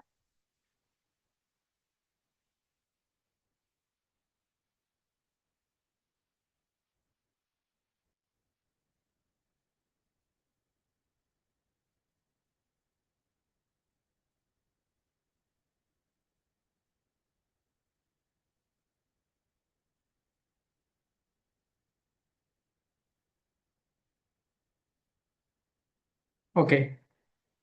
Bueno, esto es un poco lo que decía el video. ¿Qué cosa es la neuroeducación? Es neurociencia, es psicología y es pedagogía. Comprender cómo aprende el cerebro y cómo enseñar mejor a partir de ese conocimiento, esa es la neurodidáctica. Entonces, esto es neuroeducación, la unión de estas tres grandes disciplinas, y la neurodidáctica es comprender cómo aprende el cerebro y diseñar estrategias para enseñar de acuerdo a cómo aprende el cerebro. Entonces, ahí estamos hablando de neurodidáctica. ¿Qué estudia la neuroeducación? ¿Cómo se forma el aprendizaje en el cerebro de los niños? El papel de las emociones, de la atención y de la memoria, cómo influye el estrés, el descanso y el movimiento, la plasticidad cerebral, el cerebro cambia con experiencia y las diferencias individuales en aprendizaje. ¿Se acuerdan qué dijimos del estrés en la sesión pasada? ¿Qué ocasiona el estrés cuando estresamos a los niños? Cuando decimos, por ejemplo, van a hacer esto, luego van a hacer aquello, y luego van a hacer aquello, y el que no termine no sale al recreo, o el que no termine no se va, aún esté su mamá allá afuera. Tal vez a algunos niños no les afecte tanto, pero tal vez a algunos niños eso les estrese. Entonces, ¿qué dijimos que ocasiona el estrés prolongado?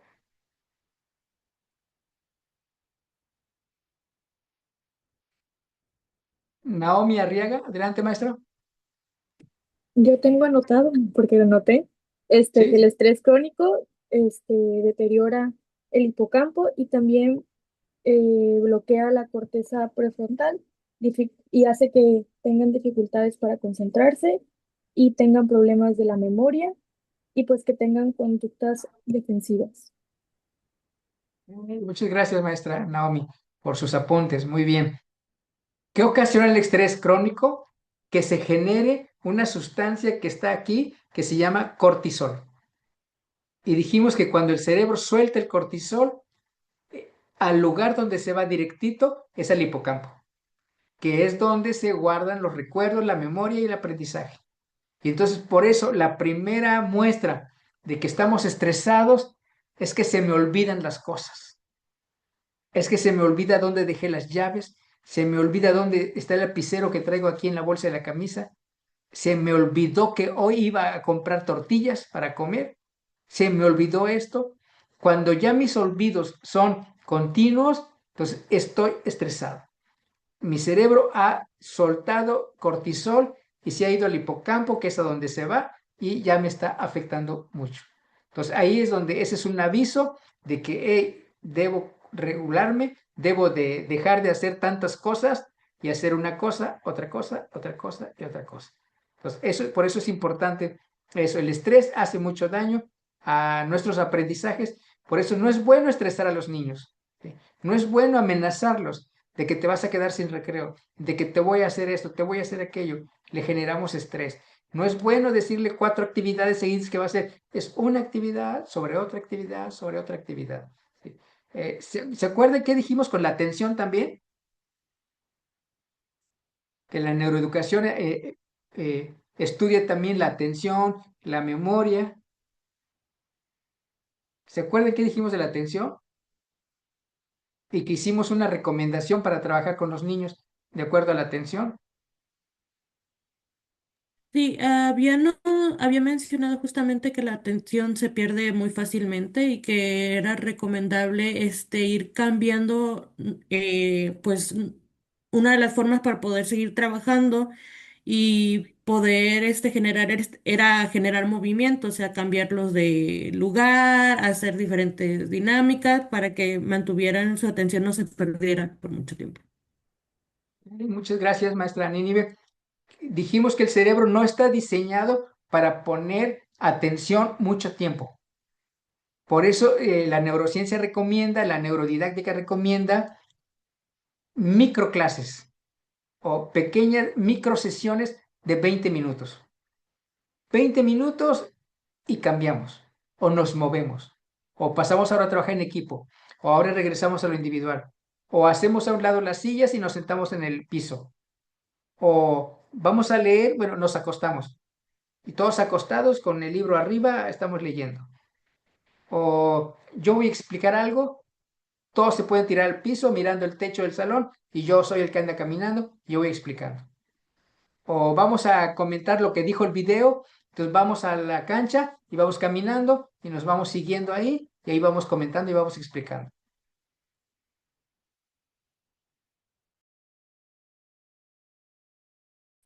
La cosa es que nuestro cerebro entre en movimiento.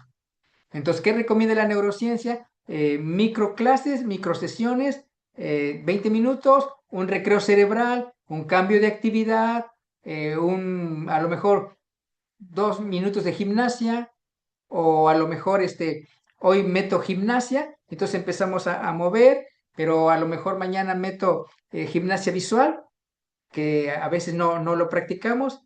¿Qué es la gimnasia visual?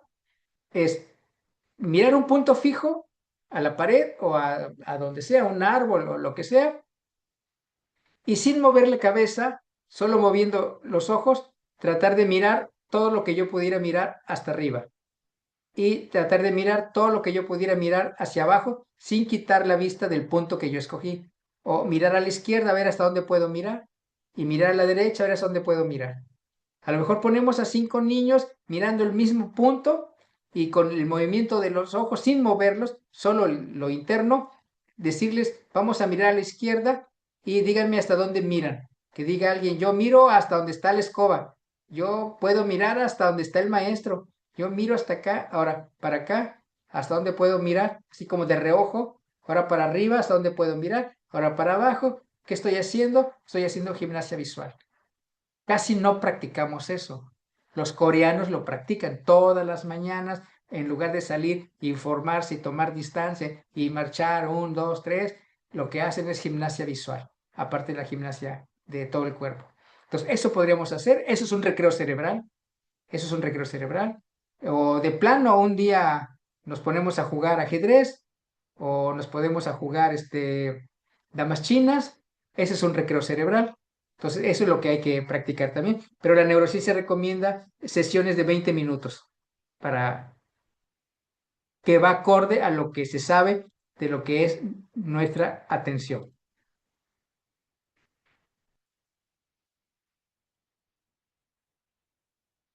Bien.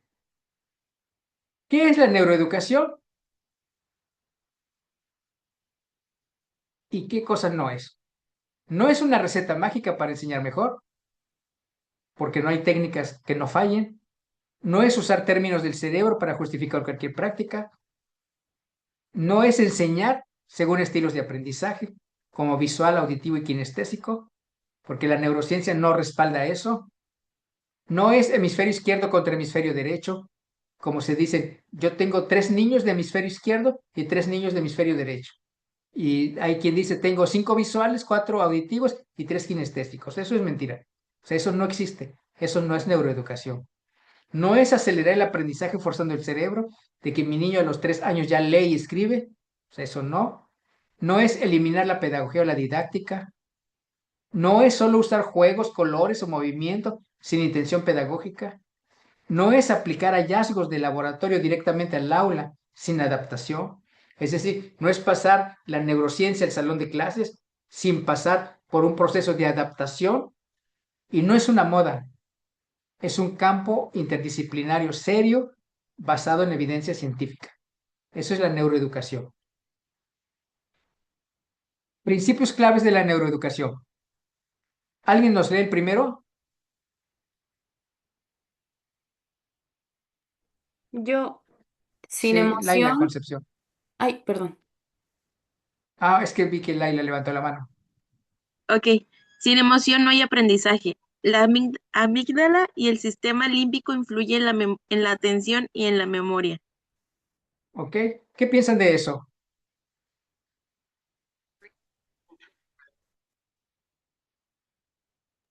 Bueno, Perdón, sí, adelante. bueno, para mí es el que el alumno no sienta las diferentes emociones, ¿no? Como sabemos, son muchísimas, desde lo que es la felicidad, tristeza, enojo, etcétera, que no tienes impacto en él al momento de ver una clase, no sé, la violencia, qué emoción está relacionada con el contenido, con el PDA, el que él sienta esas, esos aspectos que conllevan y tienen relación al tema, más o sea, que genera un impacto en él. No que es un impacto físico, sino también emocional y que él sepa de este tema, lo relaciono con esta emoción porque conlleva esto. Es que no sé cómo explicarlo. Sí, sí, lo he explicado bien. Lo he explicado bien, sí. Gracias. Ana Belén, que levantó la mano.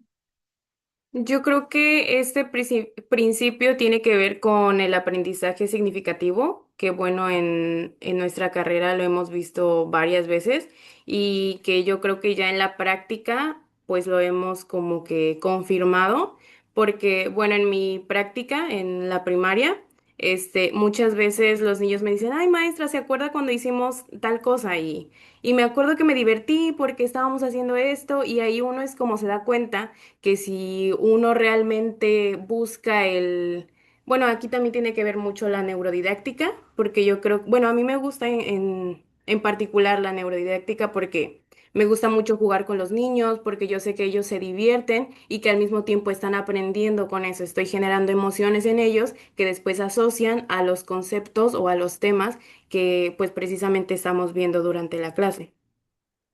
Claro. Ok, muchas gracias.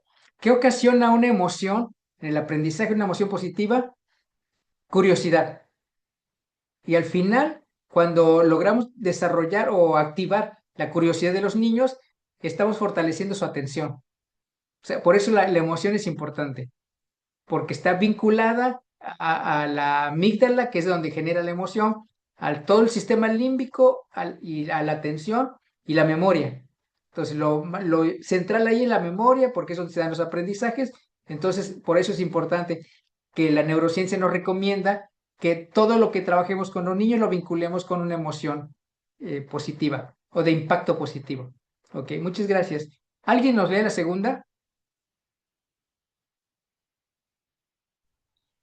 Y ya lo explicamos también.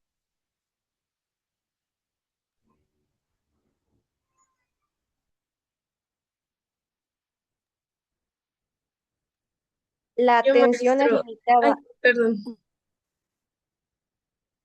Saraí Cruz. gracias. La atención es limitada. Cambiar de actividad, usar pausas activas y variar estímulos. Ok. Fíjense, si no conocemos cómo funciona el cerebro, lo injustos que podemos ser.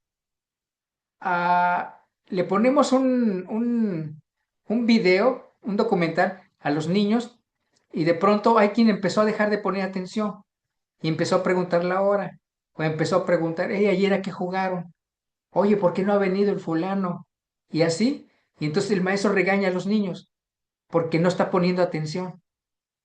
Pero si el maestro supiera que un principio de la neuroeducación es que la atención es limitada, eso sería de lo más normal. Un niño que después de un rato está poniendo atención a una actividad va a dejar de poner atención, porque eso es normal. Entonces, por eso la neuroeducación recomienda cambiar de actividad, aunque estemos haciendo lo mismo, pero de otra manera. Usar pausas activas y variar estímulos ayuda a eso. Entonces, si no conocemos cómo funciona el cerebro, entonces no vamos a poder comprender a los niños y no vamos a aplicar estrategias de acuerdo a su funcionamiento. Eso es un aspecto fundamental, entender que la atención del cerebro humano es limitada. que no hay gente que pueda poner 100% atención durante un rato muy prolongado a algo por más que le resulte interesante. En algún momento se va a resbalar en la silla y va a empezar a brindarle atención a otros estímulos. Entonces, eso es importante saberlo y poder cambiar de actividad sobre lo mismo, pero cambiar de actividad. Es decir, la forma en que estamos haciendo eso. Eso es cambiarlo. Ok, la repetición es fundamental, ya lo dijimos, para crear redes neuronales. Entonces, la repetición inteligente, no la repetición mecánica, sino hacer lo mismo de diferente manera. ¿Alguien nos lee el siguiente? Sí, yo. Adelante. Aprender es un proceso activo. El cerebro aprende mejor cuando hace, reflexiona y conecta. Ajá, ok. Entonces, ¿cuándo se aprende mejor? Cuando estamos haciendo cosas, cuando estamos recortando, cuando estamos pintando, cuando estamos usando nuestro cuerpo, cuando estamos diseñando, porque cuando yo diseño estoy conectando redes neuronales, es decir, cuando yo tengo el cerebro activo, es cuando yo de verdad estoy aprendiendo. Si yo estoy pasivo, no estoy aprendiendo. El error enseña, equivocarse activa circuitos que fortalecen el aprendizaje. El error no hay que tomarlo como un fracaso, sino como un elemento más del aprendizaje. Y el último, cada cerebro aprende de manera diferente. Hay ritmos diferentes, hay intereses y contextos que son importantes. Por ejemplo, alguien aprende más lento, alguien requiere más tiempo para aprender. Es como el ritmo biológico que tenemos todos. Alguien come y su organismo digiere la comida en tanto tiempo. Hay otros que, por ejemplo, alguien come y después de comer puede ir al baño y hacer perfectamente, pero alguien come y va al baño hasta el otro día. ¿Por qué? Porque su organismo procesa a un ritmo diferente. Así como hay un ritmo biológico, hay quien come lento, hay quien come rápido, también hay un ritmo para el aprendizaje. Entonces, y eso hay que conocerlo y hay que respetarlo. Entonces, por eso es que cada niño es una forma de aprender diferente.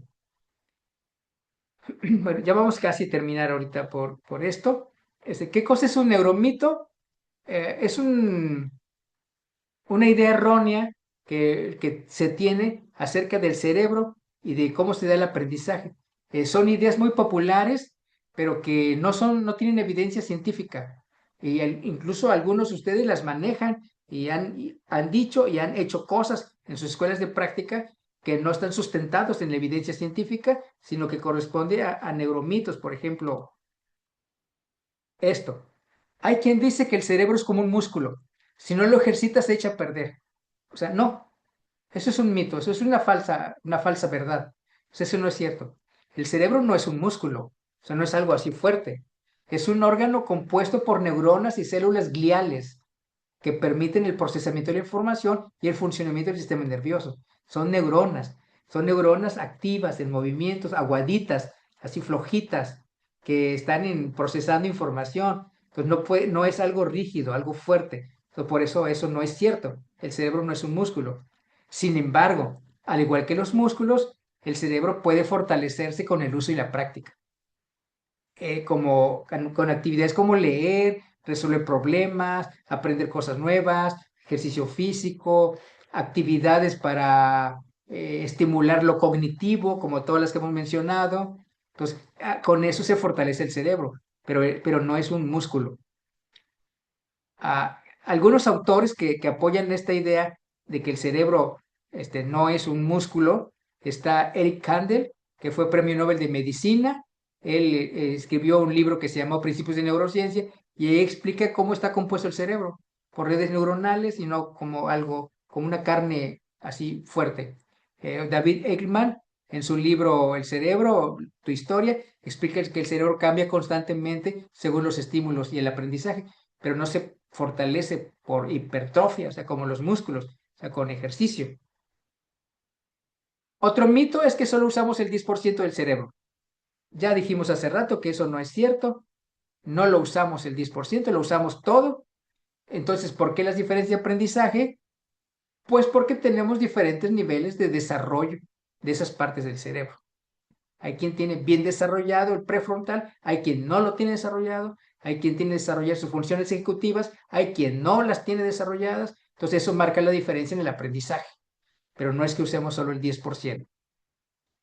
Autores que pueden respaldar esa idea, John Henley, él observó que incluso en las actividades simples se activan muchas partes del cerebro. O Barry Bernstein explicó en un artículo que publicó que esta idea no tiene base científica y que el cerebro es una red compleja donde todas las regiones se desempeñan una función o un papel. Hay gente que dice que es de hemisferio izquierdo o que otra gente es de hemisferio derecho. Eso no es cierto.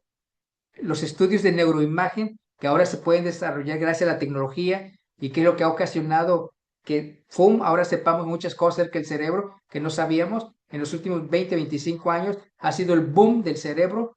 O sea, en 20 o 25 años recientes sabemos más de lo que en toda la historia se sabía acerca del cerebro.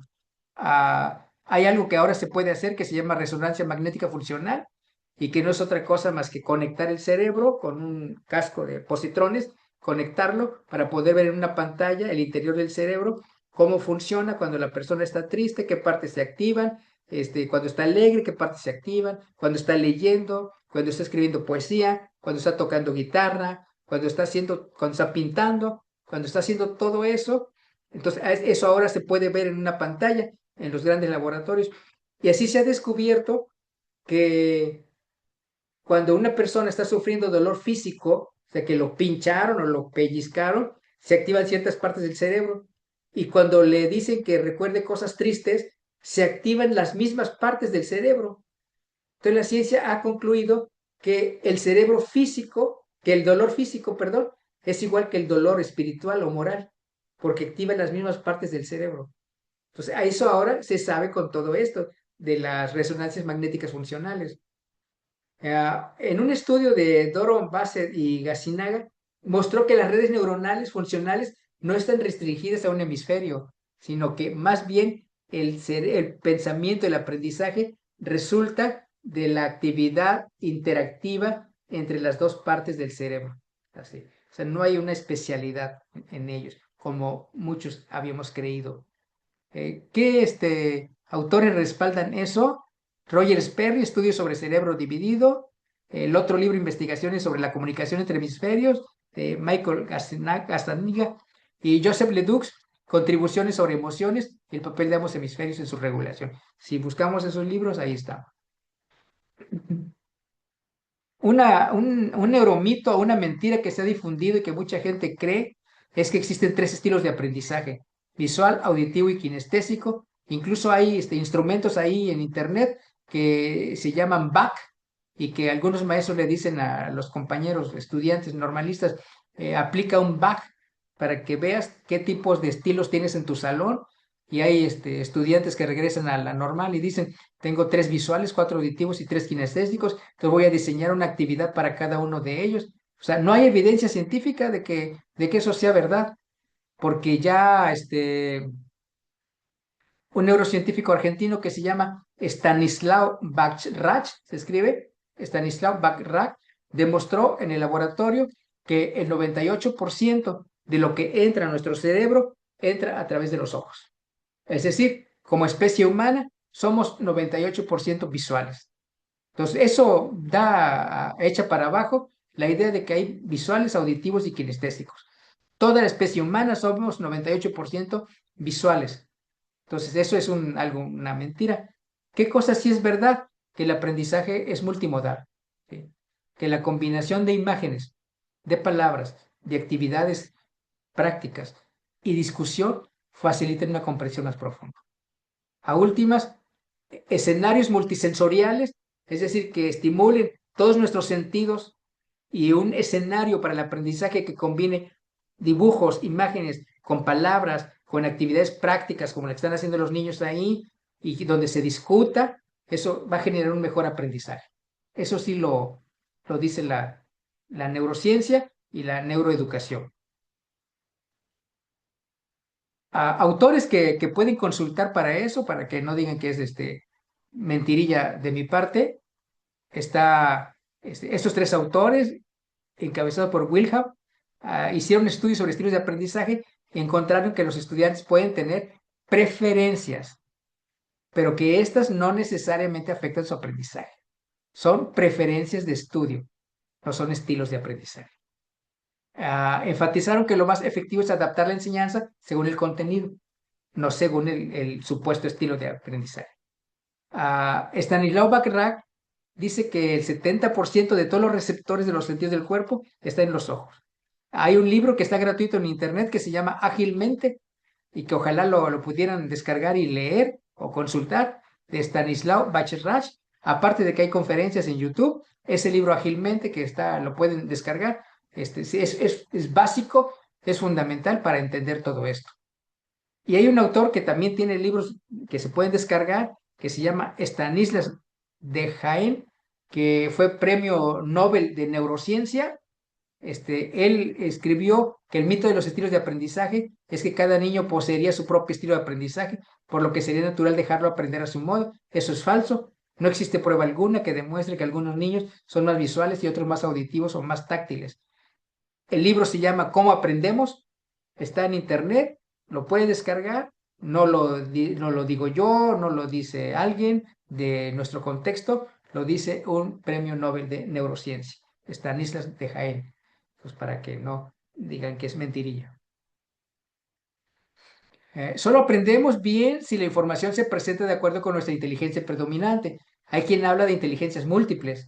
Eso también es un mito, porque la teoría de las inteligencias múltiples de Howard Gardner es interesante, pero no se ha demostrado que adaptar la enseñanza a estas inteligencias mejore el aprendizaje. Pues es una teoría nada más.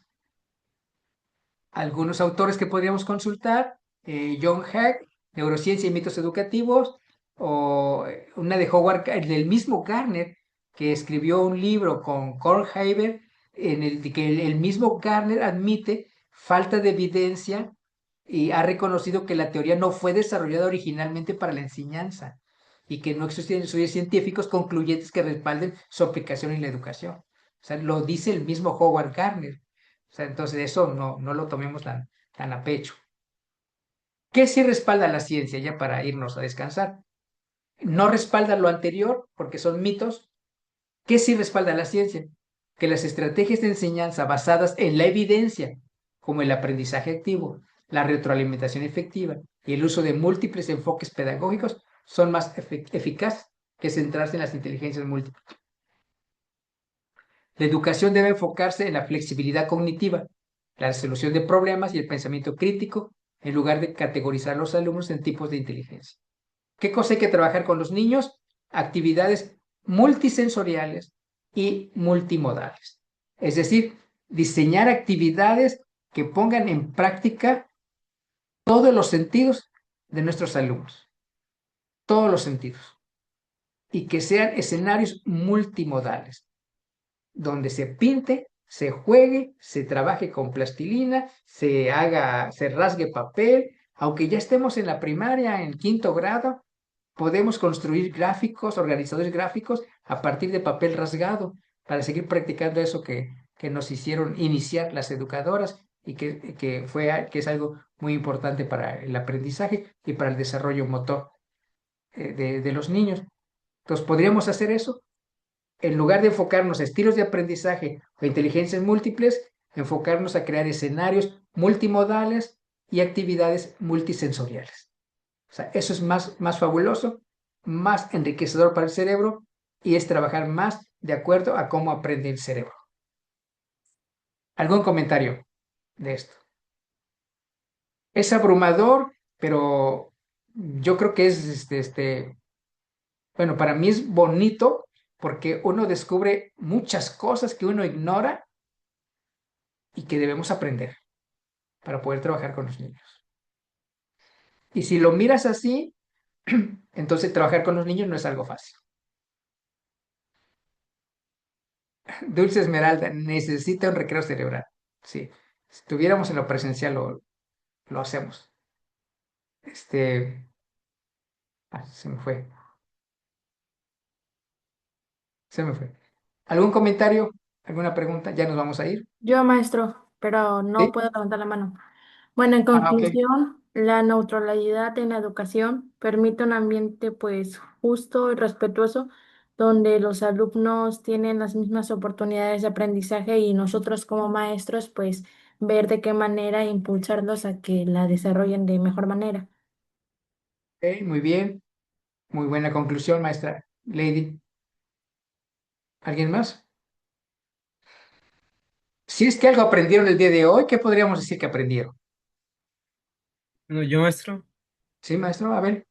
Bueno, pues sobre todo la importancia de ampliarse a nuevas experiencias, a nuevos conocimientos, a veces quizá, pues en un salón de clases, a veces después de tantas actividades, tomarse un pequeño espacio para salir, para directamente que cada quien haga uso del tiempo o para presentar otro tipo de actividades que tengan que ver ya con el acondicionamiento físico o simplemente con el desarrollo de la creatividad, por ejemplo, de la imaginación. Y que es realmente importante trabajar todos estos apartados desde lo que serían las sesiones de clase, como también las otras capacidades o las otras habilidades de los alumnos en general. Muy bien, gracias, maestro Abel. Esto que dice me hizo recordar que, ojalá y no me equivoque en el nombre, pero el nombre del libro se los traigo para el otro martes, pero en YouTube hay conferencias de una autora que se llama María Acaso, que es una persona de España que trabaja estas cuestiones en la Universidad de Barcelona, y una actividad que me acuerdo que hizo con sus alumnos fue, como tenían un cañón móvil, les pidió que todos se acostaran, así mirando hacia el techo, y acomodó el cañón para proyectar sus diapositivas, su material, hacia el techo. Entonces, la proyección estaba en el techo, a fuerza te tenías que acostar para poder ir leyendo. Entonces así fue poniendo a leer a todos y fueron comentando, todos mirando la presentación en el techo. ¿Qué hace eso? Ese es un estímulo sensorial, es un escenario multimodal, está hecho de otro modo. ¿Qué hizo un día? Organizó, se dio cuenta que los alumnos en la Universidad de Barcelona les gustaba mucho estar en la cafetería y que veían que ella ya llegaba a clase, pero no se salían de la cafetería porque ahí les gustaba. Entonces, ¿qué hizo? Creo que un mes, transformó el salón de clases como en una cafetería.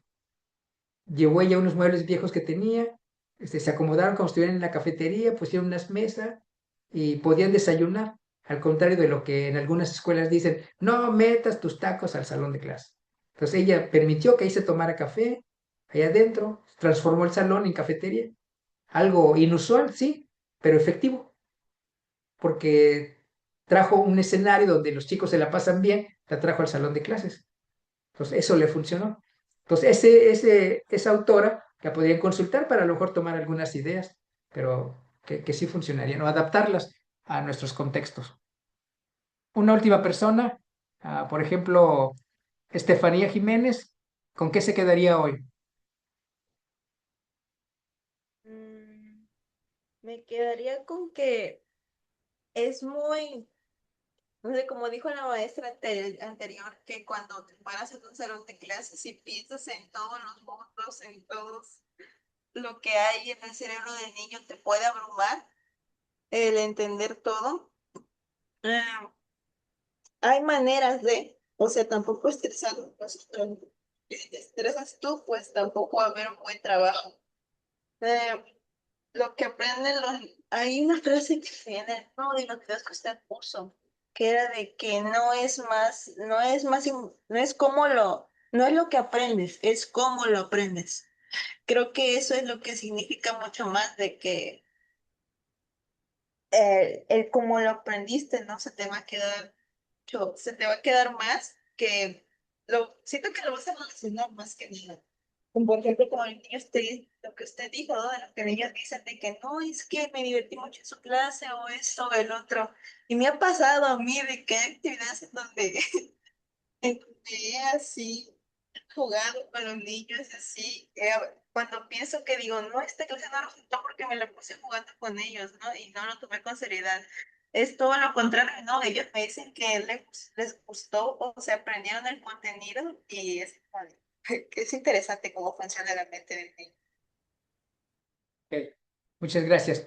Yo recomendaría que leyéramos a María Montessori.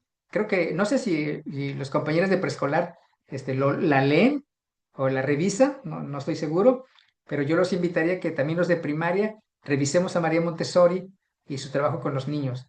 Ahí vamos a encontrar muchas cosas interesantes. Bueno, nos quedan unos 4 minutos, suficiente para encargarles una pequeña tarea y recordarles que están en Classroom, la asignación ya del módulo, pero una actividad para la próxima sesión. Hay algo que se llama en estas cuestiones de la educación emocional, hay algo que se llama un shot emocional. Un shot emocional, shot viene como del traguito de tequila que la gente se echa. La gente se echa un shot, que es una copita chiquita de un traguito así, se echa un tequilazo y le hace así y se activa. Entonces, esto es un shot emocional. Un shot emocional puede ser una canción que cuando yo la escucho me dan ganas así, me fortalece y me dice, sí puedo, sí. Entonces la escucho en la mañana y me voy bien activo. Un shot emocional es una frase que tengo pegada en mi cuarto. La leo y esa frase me motiva.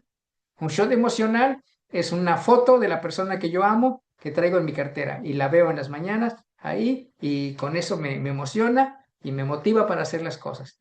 Un shot emocional es una música instrumental que me relaja. Entonces, todos yo creo que tenemos una canción o una frase, no nos vamos a meter con las fotografías, pero una canción o una frase que funcionan como un shot emocional. Es decir, que nos cargan de energía y nos dan pila para poder iniciar nuestro día así como 100% motivados para hacer las cosas. Para la siguiente sesión vamos a traer una canción o una frase que funcione como un shot emocional de nosotros y los vamos a compartir aquí en la pantalla con los compañeros. ¿Estamos de acuerdo? ¿Sí? Sí, Sí, profe. maestro. Ok, muchas gracias. Les agradezco a quienes encienden su cámara, a quienes participan. Yesenia, ¿quería decir algo? No, profe, solamente que sí, que estaba de acuerdo. Ok, muchas gracias. Maestro, disculpe, no me he podido unir a Classroom. Dice que el enlace está abajo de el En la código para entrar a Classroom. en la descripción del grupo de WhatsApp, en la descripción está un enlace de Zoom y abajito de ese está el enlace de Classroom. A ver, déjelo busco porque no lo encuentro. Ok. Ahí dice Classroom, ahí mero. Entonces esa es la actividad para la siguiente sesión que la vamos a compartir. Cuídense mucho. Si creen en Dios, que Dios los cuide mucho también. Sí, está perdón, maestro, o será que entré ya tarde y no me aparece. No, la descripción está ahí para el que entre cuando quiera entrar. Ah, ok. No, Ahí digo está. que me hayan agregado al grupo tarde, pero y que haya mandado, ¿no, verdad? No, es que no es algo que se mandó, es algo que está ahí como parte del grupo en la Ah, descripción. ok, gracias. Yo buscándolo en una imagen. Gracias, profe. Ok, si no, no es imagen, es un Sí, enlace. sí. Sí, Ok, gracias. sí, escojan algo que les haga feliz y de eso que les hace feliz, hagan mucho para que estemos felices. Gracias, Nínive. Pues muchas gracias por su participación, por su asistencia y por compartir 2 horas con nosotros aquí y nosotros con ustedes. Sale, cuídense mucho. Hasta luego, Felices profesor. sueños. Hasta Nos vemos, luego, hasta linda luego. tarde. Gracias, Hasta luego. igualmente. Hasta luego. Bye. Hasta luego.